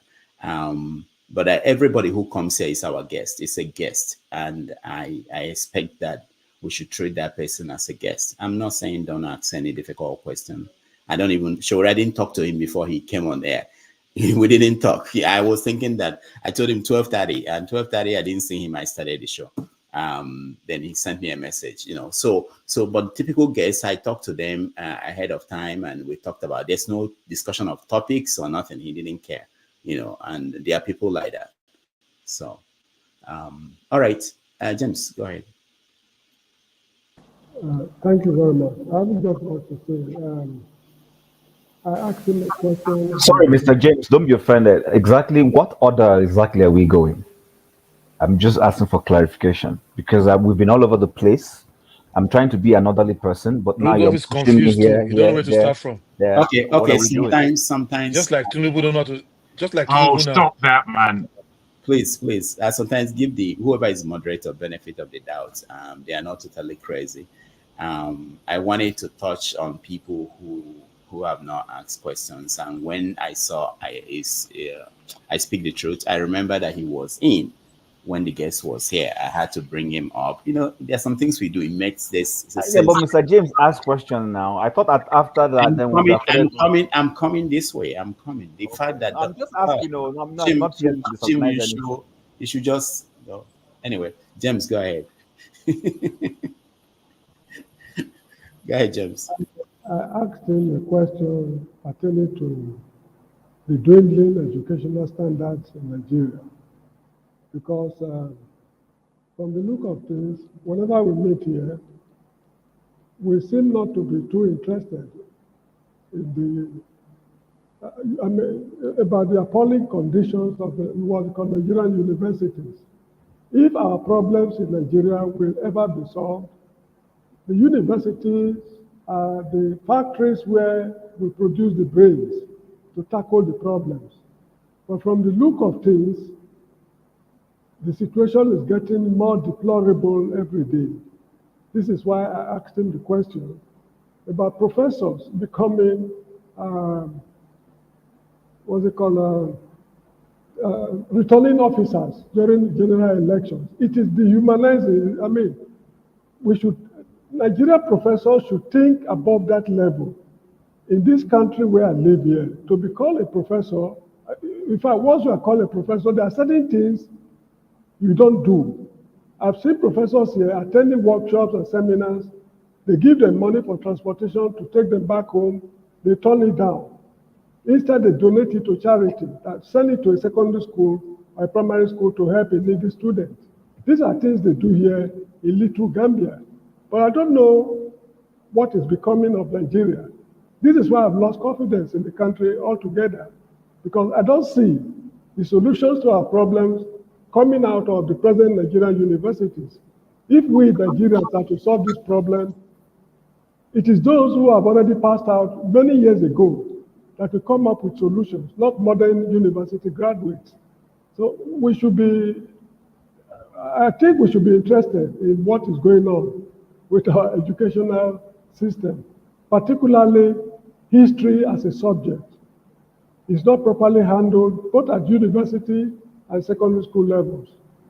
That is what I have to say. Thank you so much indeed. It's already night in the Gambia. You can see my background. I'm inside the classroom at the moment. It's as black as charcoal. So kindly permit me to sign out, if you don't mind. I can't hear you. Thank you, Mr. James. Thank you so much. We appreciate Sorry, it. before Mr. James goes, can I say something to what he said, if you permit me? Oh, okay, yeah. Go ahead. I would like to hear. Thank you. Okay, so Mr. James, I understand where you're coming from with the issue of professors not, let me use the word, denigrating themselves to certain kinds of performances. But I think it was a huge respect the professors were given back in Nigeria when they were thrust into managing election. Literally, the message to them was, because of the corrupt system and the issues of election rigging, we believe that you as professors should be one of those to help us avoid this rigging. Unfortunately, the professors haven't done themselves any respect, because they have become the architects of the rigging process now. They collect from the highest bidder. They, shuffle results and all those things. So really, there could have been a good thing that our professors be the ones from the citadel of learning, as people who are prime, respectable persons, to help us manage a process that was, riddled with corruption. But unfortunately, they have failed. So I wouldn't say it was wrong. I just feel they have not lived up to the billing of respect that was entrusted on them. That's just my perspective. All right. Thank you for your observation. Thank you so much. All right. So, Chim, now your review, your own personal review. Okay, thank you, Rudolph. You see, I'm not there to ask questions. So I know lots of when elections are involved and politics comes to play, the roles people play becomes very touchy. As human beings, if somebody supports a group or seemingly looks like they have played a role in helping a group you don't like come to power, we're very unforgiving. I've said this over and over. I hear people tell me that, oh, this election cycle is being divisive. And I laugh. I say, what do you mean by elections? This election cycle is being divisive. By the fact that you have thrown a competition and is election seeking power, there will be divisiveness. What we need to learn is that after the election, how do we say, okay, it's like soccer. I mean, my team, Chelsea, just played today. We lost 2-1 to Liverpool. I should be able to go and sit down with a Liverpool fan, analyze the game, and drink beer with him. And we move on. And then better luck next time to my team. That is what elections should be. That is what it used to be when I started growing up watching the American elections and the British elections. You will see Mitt Romney lose an election, and he will say, even though he's bitter in his heart that he lost, he will call Obama, not because Obama is his friend. He will congratulate Obama, and he will say, better luck next time. And the life moves on. But you see, the Nigerian politics has never, ever gotten to that level. It has never, ever gotten to that level. Maybe because of the quality of human beings, because I've come to learn that, you see, our nature is a function of our environment. And by nature, Nigerians in the environment, we want to always win. We don't know what it is to lose and say congratulations to the other person and let it go. And why I'm bringing this up is this. Where is it wrong? How is it wrong for a citizen to write about a political party or a sitting government and say this government is not doing well and call out all their ills? And so be it. If what you were doing leads to the downfall of that government, if they don't learn from it, and then another party takes advantage of that situation and wins the election, how is it my fault that the new party that comes in begins to replicate the thing that I wrote about that made the other party leave? So I think Nigerians need to get matured. I've been saying it here. We need to grow up as a people. Grow up. He played a role as a Nigerian. Incidentally, it's like I remember when the same Jonathan came to office. Before he came to office, you remember the word cabal. To me, I started hearing that word cabal under Yar'Adua's government when Yar'Adua was sick, when we didn't know where Yar'Adua was. All those arguments of where's our president and all those things. And we started hearing that his cabal was doing this, how they shut down the airport in the middle of the night to bring him back, smuggle him in, how some bishops went overnight to see him. We still remember all these things. But there was a group that came and said power should be transited to the sitting vice president. That group was called Save Nigeria. Remember them? Now, they fought and insisted that the guy who was VP should be made president. Incidentally, the prime mover of that movement eventually joined APC, and people are criminalizing him today. So Nigerians need to realize that unless we are looking for a monarchy, where one person is our lord and master, and then once he becomes lord and master, that's what he is. But if we're going to have this, I belong to Labour Party, I belong to PDP, it's a contest. And once there's a contest, once one person wins, let's move on. Even if that person who won, like we know, I don't want to say it, I don't want to start opening old doors, you say he rigged the election. But for as long as the system now says they are regularizing that and say this person has won, let's move on. Our job now becomes to hold that new leadership accountable to make sure that they serve the people. Whether it is PDP in office, hold them accountable. If it's Labour in office, hold them accountable. If it's APC in office, hold them accountable. Let's stop holding grudges against citizens of a nation who play their civic responsibilities to ensure we have good governance. You understand what I'm saying? So where I'm going to is with all this that's why I've been keeping it. There are people who have been invited to this program. If I call, I say, Rudolph, that guy that was writing and using all his satire to push Jonathan out. But I've never told you this before. In fact, the first day I wanted to say it was the day Ngozika was here telling me she holds a grudge. And I wanted to tell her, do you hold a grudge against Rudolph? She did not. I was going to say, Rudolph was writing things that pulled Jonathan government down. So why are you working for him? But so, in summary, my point is this. I think he, as a Nigerian, he has his right to support whoever he wants to support. We may not like it, but we should be able to, at the end of it all, hold each other accountable. That is what we're supposed to do, not holding silly grudges. That makes no difference. That's my point. Thanks. All right. Thank you so much. I didn't need to respond to that because there was no need. Henry, I think you spoke. Is it or no? Yeah, I didn't get I just spoke not so long, not so much like that, because you said 1 minute. I didn't take much time like other people did. All right, take 2 more minutes. Okay, what I wanted to say Sowore was always fighting for Nigeria for a very long time right now. for better Nigeria. But if you look at the period of time of Jonathan time, Buhari time, and Tinubu time, you still don't have no plan to make things work.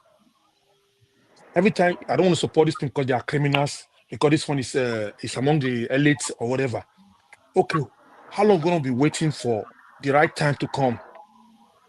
Think Tinubu going to be 8 years again? They come new party, new president. He's still going to be out there still complaining. What is his strategy? What is his plan? He don't put any plan down. We will say, okay, now I give Tinubu this 4 years. Let's see how we're going to tackle this government and look for a strategy that will make things change in that country. Sure, don't have that plan. You don't have it. Because we're still going to be complaining after 4 years, 8 years, 12 years, 16 years, the same complaint. We have the movement then, the growth movement, but you say you don't want to compare, you don't want to work with what do you call it, Obi. Okay, why not move that wave that is there? Forget about this person. Make deal with this person. Say, you know what? This is how we want you to rule. For me to want to support you. They have to discuss. Forget about it's elite, no elite. Would you not say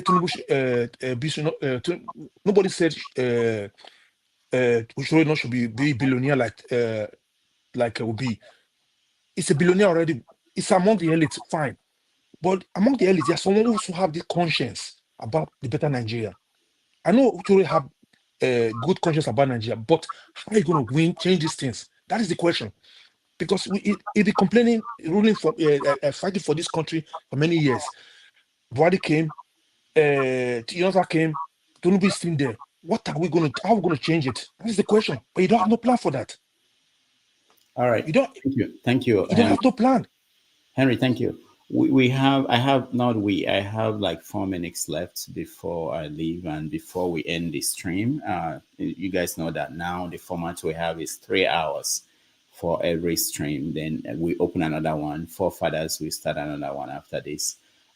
So let's quickly get to everybody who wants to say something, and then we will. Dominic, you want to say something, or should I? No, I don't want anyone to blame me for favoritism. See, there's someone else who hasn't spoken. No, I can extend it by a few minutes. You know, move on to someone else, Rudolph. Okay, all right. Let's go to on politics. I'll come that way. Revolution, I can see you. Ovie, go ahead. Okay. Ovie, all right. Ovie is lost. Let's go to you, Alaba. You're next. Yeah, thank you very much, Rudolph. Although I was very mad at you for interrupting my question, because what you did there was to make Sowore misinterpret my question, and that was pretty bad. And the Nigerian factor crept into my question. My question to Sowore was about strategy, not about his personality or his character. He's a very well-admired person, doing far much better than I can do behind the screen here. But because you interrupted me, he himself picked up on the question wrongly, answered it wrongly, and turned it to the Nigerian issue. So who should I form coalition with? That's the Nigerian problem. Everybody always think that the Nigerian problem will be solved by one man, one big man, who they were expecting me, some on the channel, on the platform, chat section, were expecting me to mention Obi. Some were expecting me to mention, when I say a coalition of the willing, I'm talking about people who disagree with the current state of Nigeria. It doesn't have to be someone particular. And there are people who have platforms, who have medium, who have people, who have churches, who have mosques. They have people. These are people Sowore should cooperate or coalesce with. That's what I was talking about. But everything was muddled up with you trying to rush me off my question, with him misinterpreting my question. I should name who he should align with. You should align with the people. With the people. Go door to door. Recruit platforms. Everybody comes here as if Nigerian problem is insolvable. We are the only ones on earth that have a problem that nobody can solve. We come here and speak big grammar, big English, criticize, condemn, lament. Every day, our situation got worse. Almost 30 years now, we've been in exile from our homeland country. Yet we can't think outside the box for a meaningful solution. And the likes of Tinubu are winning every day. By the way, Tinubu is not Nigerians' problem. It's just a symptom of the Nigerian problem. People would rather argue about my teeth is better than yours. Sowore kicked out Jonathan. Jonathan didn't even consider stealing as corruption. Why shouldn't he be kicked out? Then they want to argue about stupid stuff like educated illiterate. And here we are, people who cannot solve our problem. Well, Alaba, if you know so much, why don't you go there and start your own, they will say. Why don't you go do this and do that? Let us think. That's the point of conversation. So that if Sowore is not thinking of forming coalition, let him start thinking about it. It's not necessarily with the likes of Obi, because I don't consider Obi a man with a spine. It's a spineless man. Any man that can praise go on. It's a completely spineless idiot. You understand? But what I'm saying is that as a people, there are more of us. There are more of us that would still want the better for that country. We have just not connected the dots.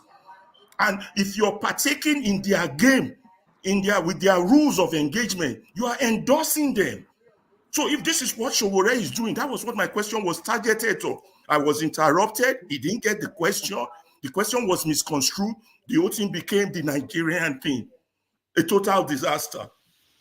All right. I got to say. Sorry, Laba, if that was what happened, but let me explain this. This is why it happened. So there are two formats that we're handling here. Sometimes we forget that when you are talking to the panel this way, I give you 5 minutes or 3 minutes, so you can talk. But when we say ask a question, some of you feel it's important to give a background, as if the person you are talking to is not a Nigerian. These people are on the ground. You don't need to give me a background that Jonathan did this, that Tinubu did this. They know these things. Ask the question. Too much. There wouldn't have been any need for me to stop. The only reason why I stopped you was you were going over without a question. So that's what I want everybody to bear in mind.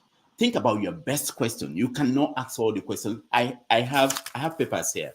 There are over 50 questions for Sowore. I didn't even look at them. I just talked to him because when he told me he was going to stay for 90 minutes and I have like 45 minutes, I can't go to the questions. I just said, let's have a conversation. So there are times you have to forget about all those questions you think would be the big one that will give us the answer we've been waiting for. No. So that's the problem. It's not about anybody want to derail you or anything, you know. So when I said mention one name, I was thinking that if I put myself in your position, you could have said Dele Faro to me. There are many names you could have mentioned, but the fact that you couldn't mention a name made it look like, for me, if I'm... Because my question was not about a person. Calm down. It was about a coalition of the people. Why are you shouting? I'm not shouting, Jagun. Let me speak my mind. You are shouting. Leave me alone, Jagun. Let me speak. I'm not leaving you alone. You're shouting. Why? I'm not shouting. Please, Jagun. Don't shout. I'm not shouting. I'm talking. I'm telling you, you're shouting. Leave me alone. I'm not going to do that. I'm talking about the coalition. Leave me alone. Why does shouting? Why are you shouting? All right. Please. Always raising your voice. Why? Because you're more important than anyone else. Please, guys. I thought we had gone beyond this now. So no, we haven't, because there's people like him around. Okay, Alaba, give him 1 minute. All right. Okay, so that's it. I just wanted to bring up the issue of background information. Most people think it's necessary. And there's nobody we've had here who is not informed about Nigeria. If we have someone like an American and we're talking about Nigeria and you feel that this person may not know that Shagari was president, then you have to go back and tell these stories. Go straight to the question. And sometimes the right answers you're looking for will come up when you go straight and say, like the guy that said, I wanted restructuring. I think it was AY. What do you think about restructuring? How do you want? That was effective. Even the answer he gave, you don't need to remind him that Jonathan tried conference and this person tried conference, just to ask a question about restructuring, you know? All right. Thank you. Before you move on, I beg your pardon, Rudolph. Alaba, I would want you to tell me what you think about what Rudolph has just said. Does it make sense to you? Rudolph is saying that we shouldn't give a background. That's why questions get misinterpreted. No, that's wrong. Listen to me. when you give a thorough background of where you're going, the recipient understand your perspective. He doesn't take it as an attack on his person. Sowore took my question as an attack on his person, which was not my intention. Okay, fair enough. Can I come back to you now? Just to say this. You know, right now there are 10 of us on here, 10 of us. And somebody like you or anybody else would want to basically collect all information before asking a simple question. What Rudolph is saying, there are many of us here. Be fair. Be fair in yourself. I understand. And know that, wait, I waited for you. I waited for you. Be fair in what you are doing. You can't come here and spend 10 minutes to ask a question because you feel that you're the most important. What is what doing is what doing well. I would rather okay, don't understand. Fair enough, don't understand. Keep your bullshit. Don't understand. It's okay. All right. So we're out of time. I have to hand over. Please let me answer. Dr. David is running. We have to hand over to forefathers at the other stream. I will get it and give you the link. I want to hear from who is next. Revolution. It's me, Doctor. I was next after Alaba. Before you go, please, if it's possible. Who is speaking? I can't see the mouth. Oh, yeah, Dan. Revolution. Yeah, go ahead. Yeah, you know, if they say who won this, if there's a prize today, I was the one who won because I was straight to my point. I didn't even spend all the No, that's he was. He just went directly to. Yeah, because I understand the game. You have to respect what you say. But anyway, what I just want to say for those who say what is Sowore's plan, it's very easy, except they don't listen to that brother. He said the plan of Nigeria for him is revolution, so that we remove these people in power, and so that if we make an election, the right winner will emerge. But with the same people, the same system on ground, no election can come and be won by the right persons. I think that is Sowore's plan. For those who are wondering, what is Sowore's plan? Thank you. All right, thank you, Revolution. Jagan, we skip you, or have you spoke? Yeah, I think. Yeah. Yeah. I mean, he just had. Let's hear Michael. Let's hear Michael. Michael, go ahead. Hi, good afternoon, everyone. Dr. Rudolph, I really appreciate you again putting me on the studio. So and I missed asking a question to Sowore. Like you said, I think and I appreciate this platform. That's why every platform on YouTube or any channel that I go to, this is my first time I've been able to enjoy a channel that cares about our motherland. And please, let's up our standard when we come to this studio. And Dr. Damage is doing his best to hold on to the standard. I don't think this point for us to be arguing. We are all adults. We all know the issue of Nigerians. All I want us to, when we come to these studios, let's see in the back of what is the solution. As we all stay here, all of us here, most of us are in diaspora. What are we doing together as brothers, as individuals, to help Daniel? I know many of us, we don't have the answers, but I believe if we can come together as a Nigerian, we'll be able to come up with an idea and solution. Maybe our idea may not be what the other people want, but we can all I think our sentiment, believe me, we should leave our sentiment to the side. Let's just come together here as this.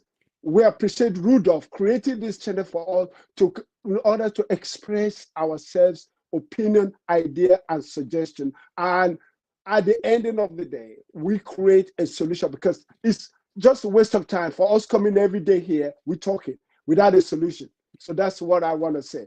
Dr. Rudolph, keep up the good work, and I appreciate you. You are the best. And please keep monitoring, because whatever we do, we have to vent every possible. Like we create, like before I said before, I don't mind, let's create a where we have what do you call it?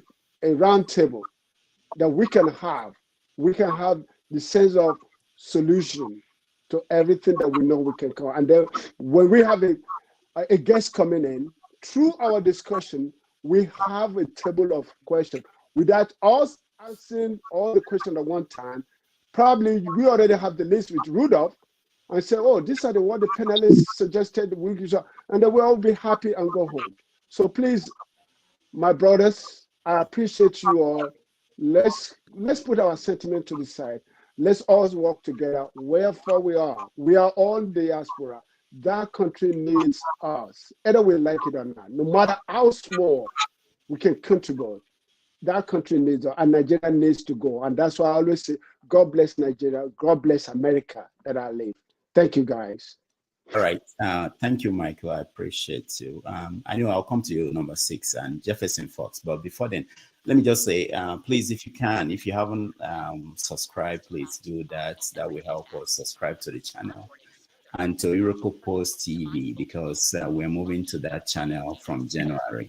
So please subscribe to the channel, like and share this broadcast so that other people can watch, because it's not just about us who are here. We want to make sure that the message will get to more people, and the only way it gets to them is when YouTube sees that a lot of people are liked and shared it, and it will get to other people. I thank all of you. I'll hear from Jefferson and number 6 field, and then Dominic will end it for us. I've posted the link to the next stream. Forefathers is there. All right, Jefferson, you're next.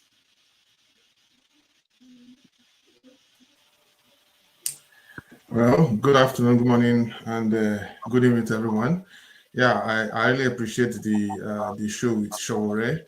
Well, I've been observing Sowore for some time now. He seems to be the man of the people and wants a good vision for Nigeria. However, I was kind of concerned about so many things. You know, when you want to change a system, you might have a very good personality, but one thing you need to understand is that to penetrate a society like Nigeria, you cannot think, oh, you cannot work with anybody. You must work with people. You have to start from somewhere. You understand? You know, because as it is now, the crop of leaders, majority are corrupt. But again, you can always try to play the fiddle, not as if you try to give in, but work with the people and see how you can penetrate and undo what has been done. Because even if you say you want to operate alone, how do you want to operate alone? You know, most times we will just have to like redefine our strategies, you know. And then there was, according to what Kene said, to concerning Obi, I'm not because of whether I support Obi or not. I feel it's unfair to compare a state like Anambra State with Lagos State, which had so much support with the federal government. If anybody is from the Southeast and knows what the kind of policy that was happening in Anambra State, you know that guy did a very good job because he knew the kind of cartel he faced. But that's a story for now. I don't want to really go into that. You see, sometimes when we do our comparison and say, okay, can someone spend a holiday in the Southeast? It's a very foolish assumption. It's very foolish. I'm sorry to say this because it's not as if, because within the Southeast, at least the people, even with less federal government support, are even trying to make the place habitable and trying to, even though it's not 100%. But like I said, I'm not here to talk about that now. What I'm trying to say in a nutshell is that you must create a strategy. You cannot say this one is bad, this one is good. Nobody is a saint. Nobody is a saint. We're all human beings. Even within our own sphere, we lie, we do. Look, as far as we are human beings, first of all, we have all manner of flaws. But how we can work it out matters. And you are right, we have been talking about the same thing over and over again. I think it's time we need to strategize bring a new roadmap on how we can achieve this. So, and we need to understand too that even when we are creating this strategy, we need to find a way to make sure that our people moves above bribery, because that is where this whole thing is starting. Because it's more everything is subject to who can be induced, and it's a very serious problem. If we can work above stomach infrastructure, I think that's a good starting point. So let me just stop there for now. That's just my own view. All right, thank you, Jefferson. Number 6 failed. 2 minutes. All right, thank you so much, Dr. B. And it was a good show indeed. All All thanks to the young man Sowore doing a great job. But now, for me, my take home is that Sowore has tried to sell himself, the second time, because I think the second time he's coming to the show, to be the best possible solution to Nigerians' challenges. But it's, the second time he has failed, he wasn't able to sell himself. I mean, to me personally, because out of all the questions, the two very relevant questions that were asked were from Kene and the one Mr. Alaba was trying to ask. The way he was trying to phrase his question, and but the way he answered Kene's question, which was the most critical question that that was asked him in this whole session. Asking about track record, and I mean, in the process of choosing a leader, track record is very important. That's why they talk about the experiences. Though there are exceptions to the rule, but we're not talking exceptions. We're talking about when you want to become a leader. So what is your track record? And he wasn't able to answer that question. Obviously, he doesn't have any. No, let me not say he doesn't have any track. He's not. He hasn't prepared himself. I see a young man who is very brave, but I mean, that won't cut it. So like, what is he doing right now? What is he doing right now? If I'm to hire him, what are you doing right now? You can't just tell me you have been fighting for Nigeria. That's not a track record. You are fighting. You have just been fighting for Nigeria.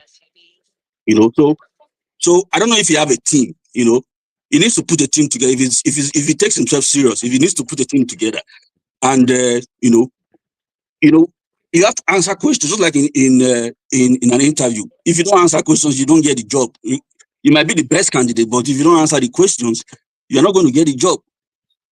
So what's his track record? He has to put it out there. What is he doing now? Now as we're talking, what is he doing? Is he running a business? We know Sahara, but Sahara is kind of online, it's not. What are you doing? What's your track record? You have to put it out there. You have to sell yourself.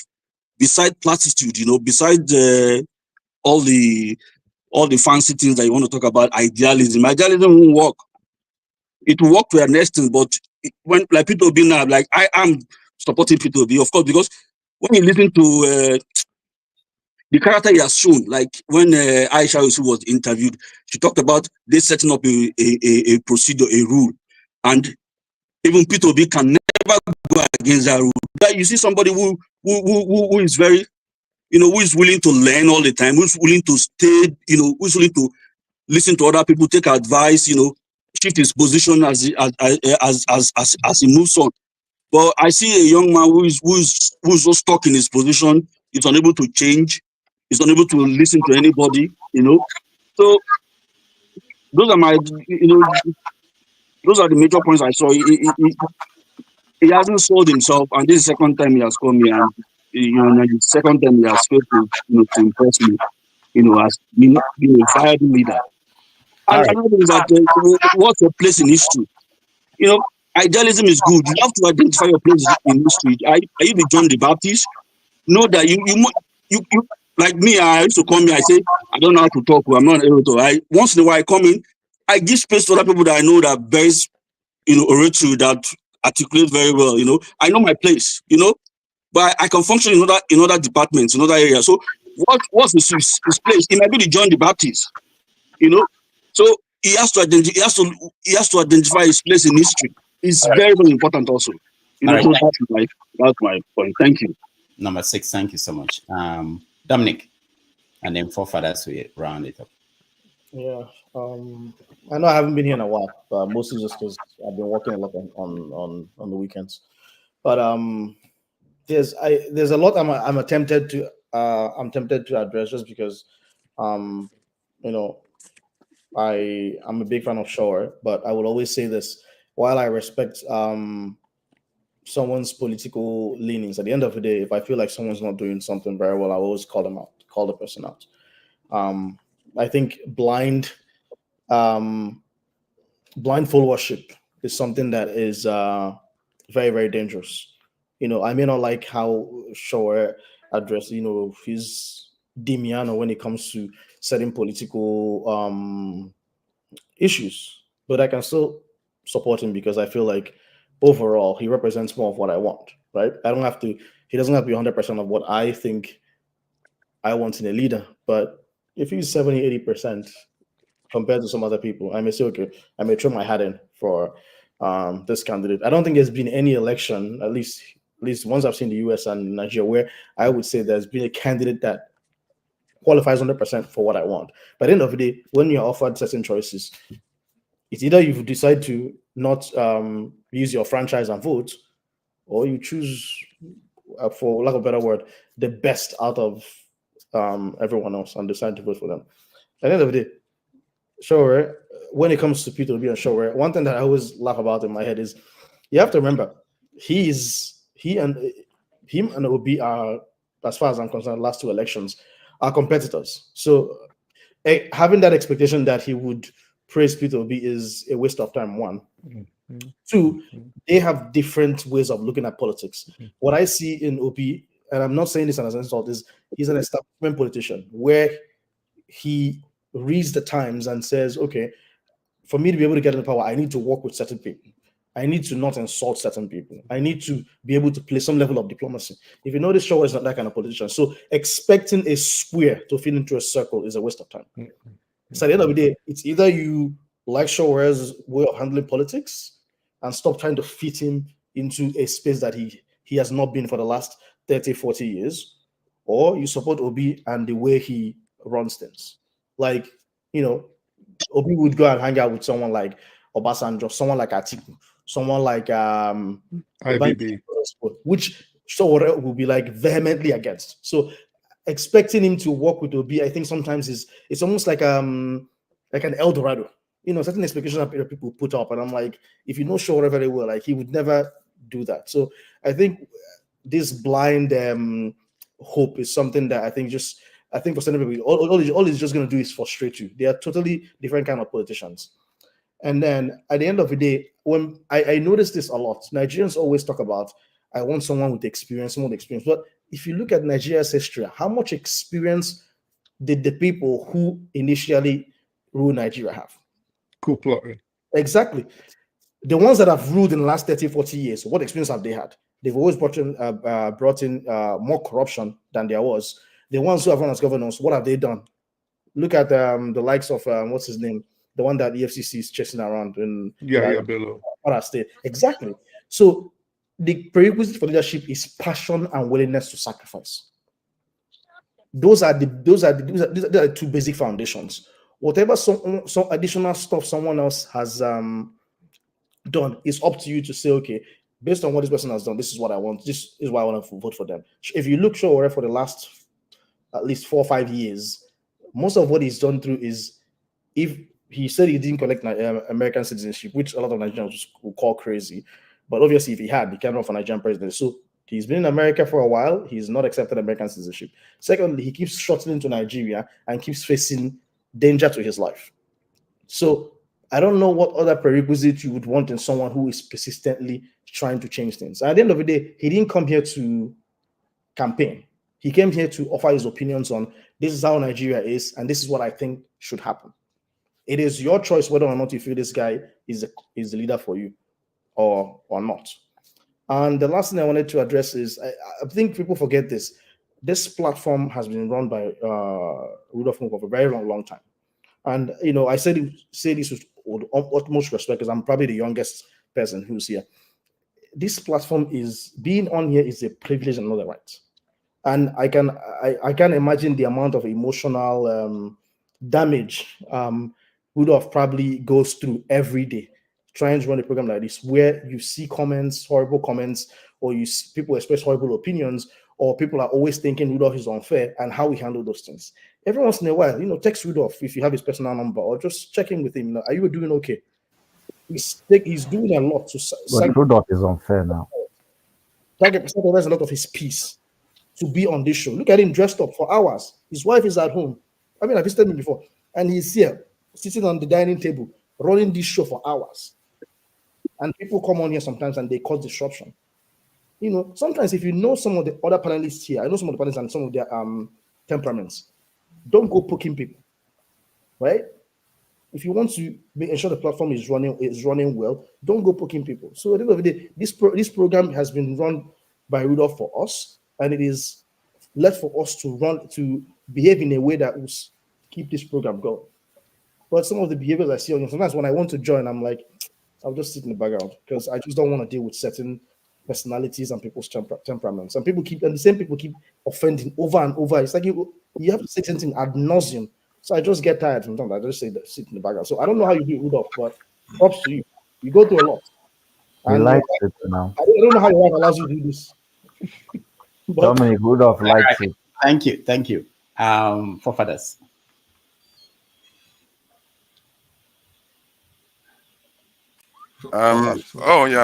Thank you. Sorry, my internet is a bit funny. Thank you, Dr. Rudolph, for the hosting the show and all. And regarding the interview, what I picked up on when you mentioned to him about the president going overseas regarding the security implication, he seems to completely misunderstand what that stands for. He says if they thought there was security implication, they would not go there. He didn't get that. But that said, his demeanor seems to be a little bit more relaxed. The last time he was here, and I've seen him on other channels, he seems more wired. I would say maybe he was still still heavily traumatized from all the stuff Nigerians did to him. Today he sounded a little bit more refined, and he's paying attention. Because even with the last comment I made, he didn't just dismiss it. He just said, okay, that's something is worth looking into. I don't know how it works, how people communicate with him, but I think he needs to be listening to be more listening and to what people are saying. Because if you want to get to where you want to get to, you don't necessarily, you know what they are saying. They are saying they are somewhere else waiting for people to arrive at where they are. I'm not sure that is a very good approach to things, because the people that are going to get people to where you are, they are the ones that will rule. You are not the one. They are not going to wait for you. And so that approach is, for me, is a little bit problematic. He should be more proactive with Nigerians. Try to understand and get into their head. You want to govern the country. If you have an overarching vision, you feel passionately about it, get into their head, try to understand them, and win one way or the other. The idea that you are waiting for them to come to you, I don't know whether that's a good strategy to go about things. And my issue, to an extent, because he is the foremost figure, you can say, that is anti-establishment right now. And if that is all we have, it can be problematic, because it caps our ability to kind of transform the system. Because if you look, for example, the recent process that happened in Nigeria, I believe it was limited in his scope. The ambition was not there, because it's just about ending bad governance. He didn't demand for any real specifics that they can do while they are in office right now. And that, for me, I don't know. You have a long list of 14. He didn't include some critical things in Nigeria, like our refineries, security, and all those things. He didn't include all those key things in there. I had an issue with that, but I had only one question. So I asked him about an existential issue, and his answer to it, again, is what you would expect from many Nigerians. And I've been hearing this all my life. They will talk about economic issues first, but in reality is the opposite. And I hope he's listening, because when I suggested it to him, he didn't dismiss it.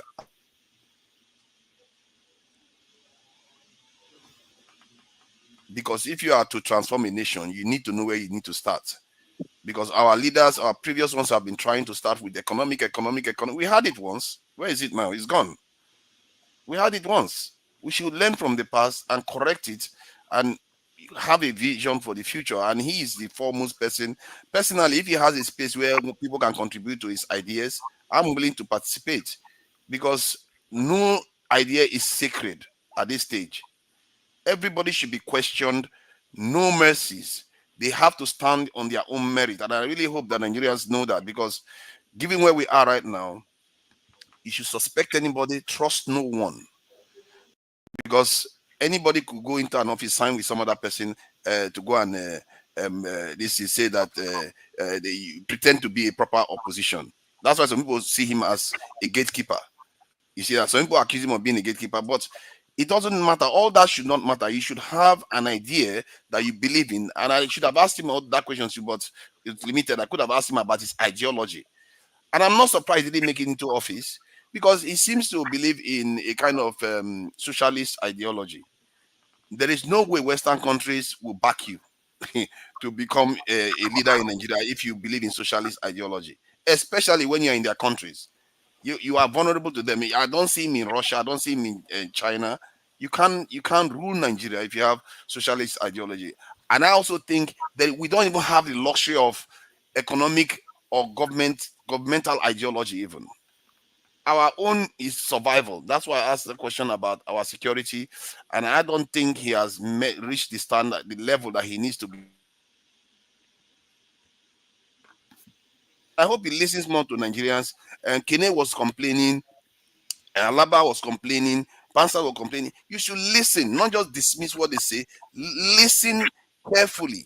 When you listen, and you can use specific details to a kind of answer their question. And if you do your best job, that's all you can do. And he did try today. I have to give it to him. He is better today than he was before, than I've ever seen him. That's where I will leave it. Thank you. All right, thank you. I made exception to hear Janaba and Pansat. Janaba, I think you spoke. Did you know? I wasn't sure. Yeah. In general view of everything, no, I don't know. You guys are trying for us to analyze this. What Sowore interview today. So I watch and I enjoy all the conversation. I think one of the things that that the question from Alaba do not sit right is the way he started it by saying the high school or the college lifestyle. I think when Alaba started from that, before he went down, it's already a turn off for him. And that is one of the things I observed, that the whole conversation with that couldn't go well, because it's like you are trying to tell him he have not changed from English, or there's many ways you can interpret.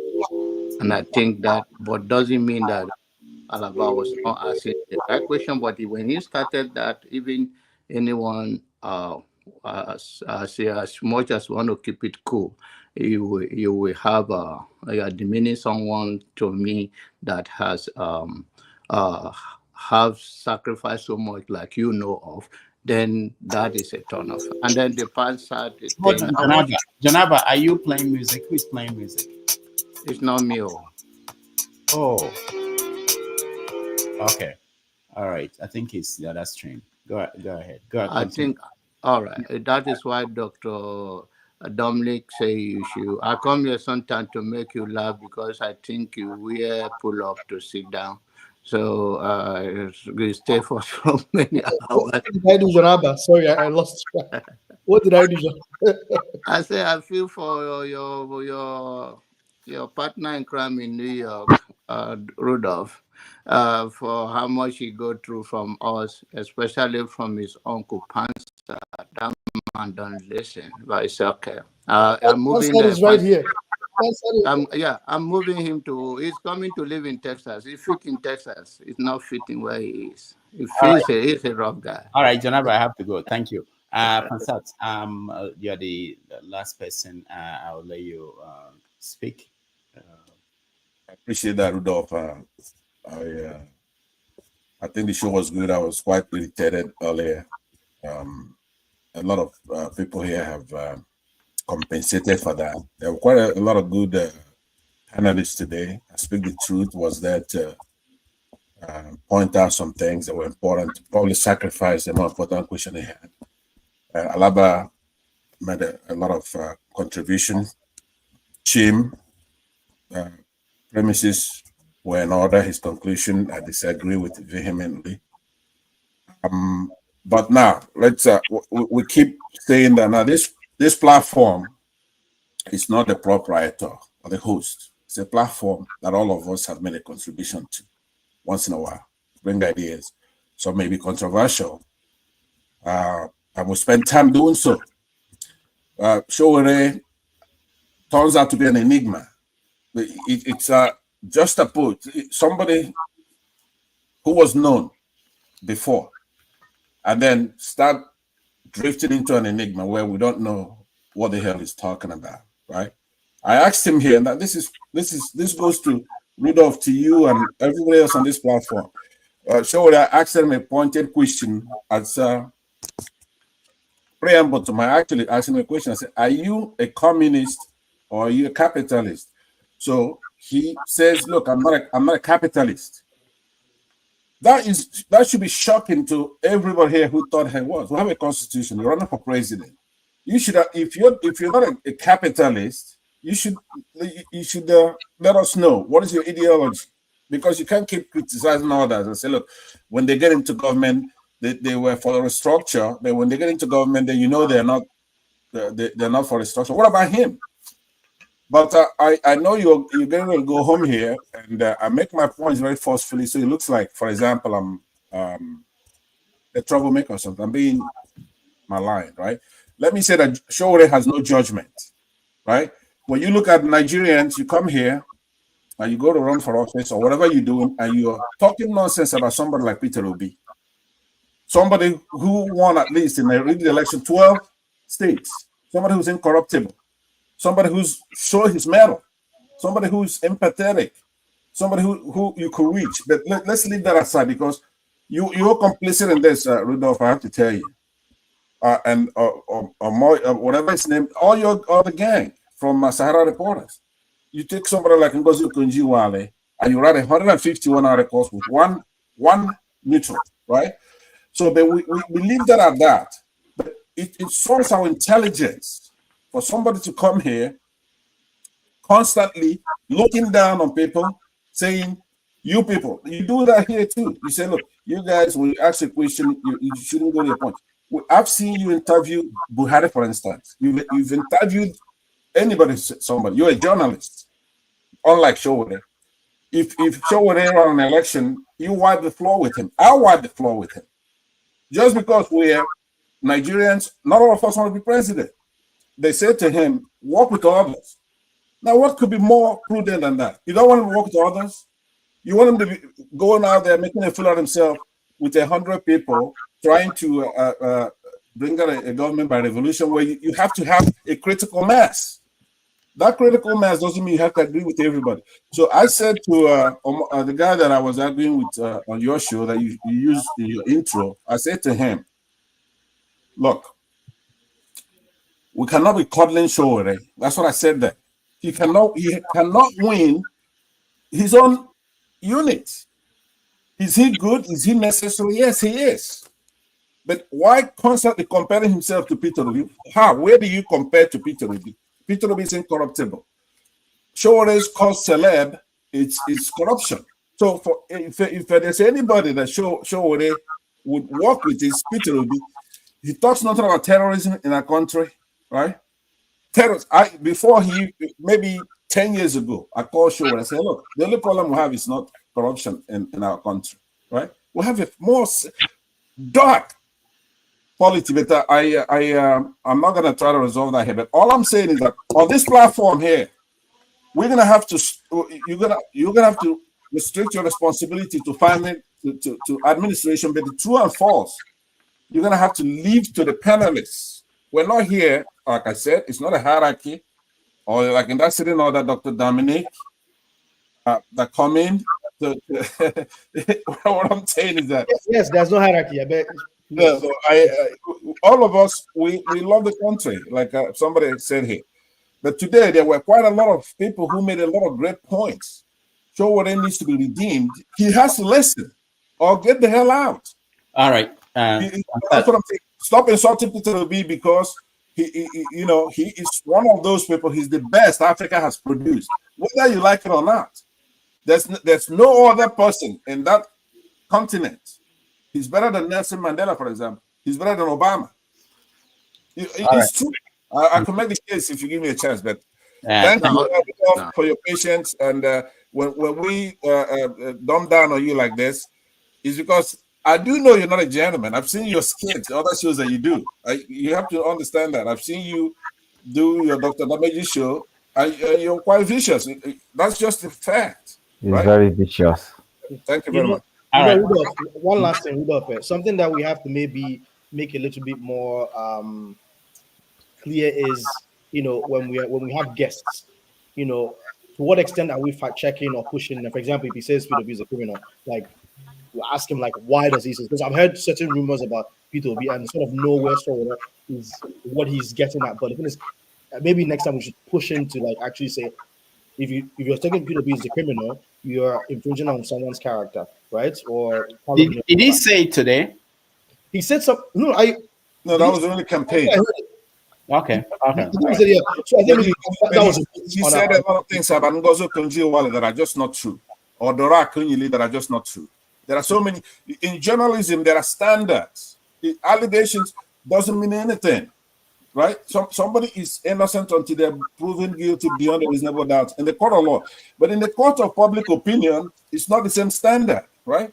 So in his case, he's been accused of treason. Now we choose to say, look, in the court of public opinion. While the Pansat is going over and over, are we not going to leave to that? All right. Pansat, we have to go. You guys can go over to the next stream and continue the conversation. I want to thank everybody that joined me, Dr. Dominic Chim, I Speak the Truth, Jefferson, Pansat, John Abba, Alaba, and everybody, especially those that donated, AY, Nana Bash,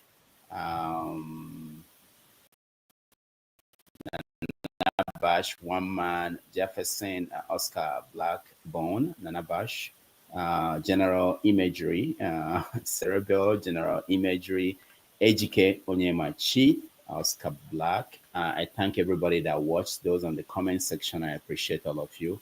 Next Sunday, we are going to have another special guest. I haven't confirmed, but I'm looking for, there's someone I am bringing in. Hopefully it will work out. Thank you all, and I will see you on Saturday. Take care. Nice to meet you, Rudolph. All right. Take care, everybody. Thank you so much. My regards to the family. All right. Take care.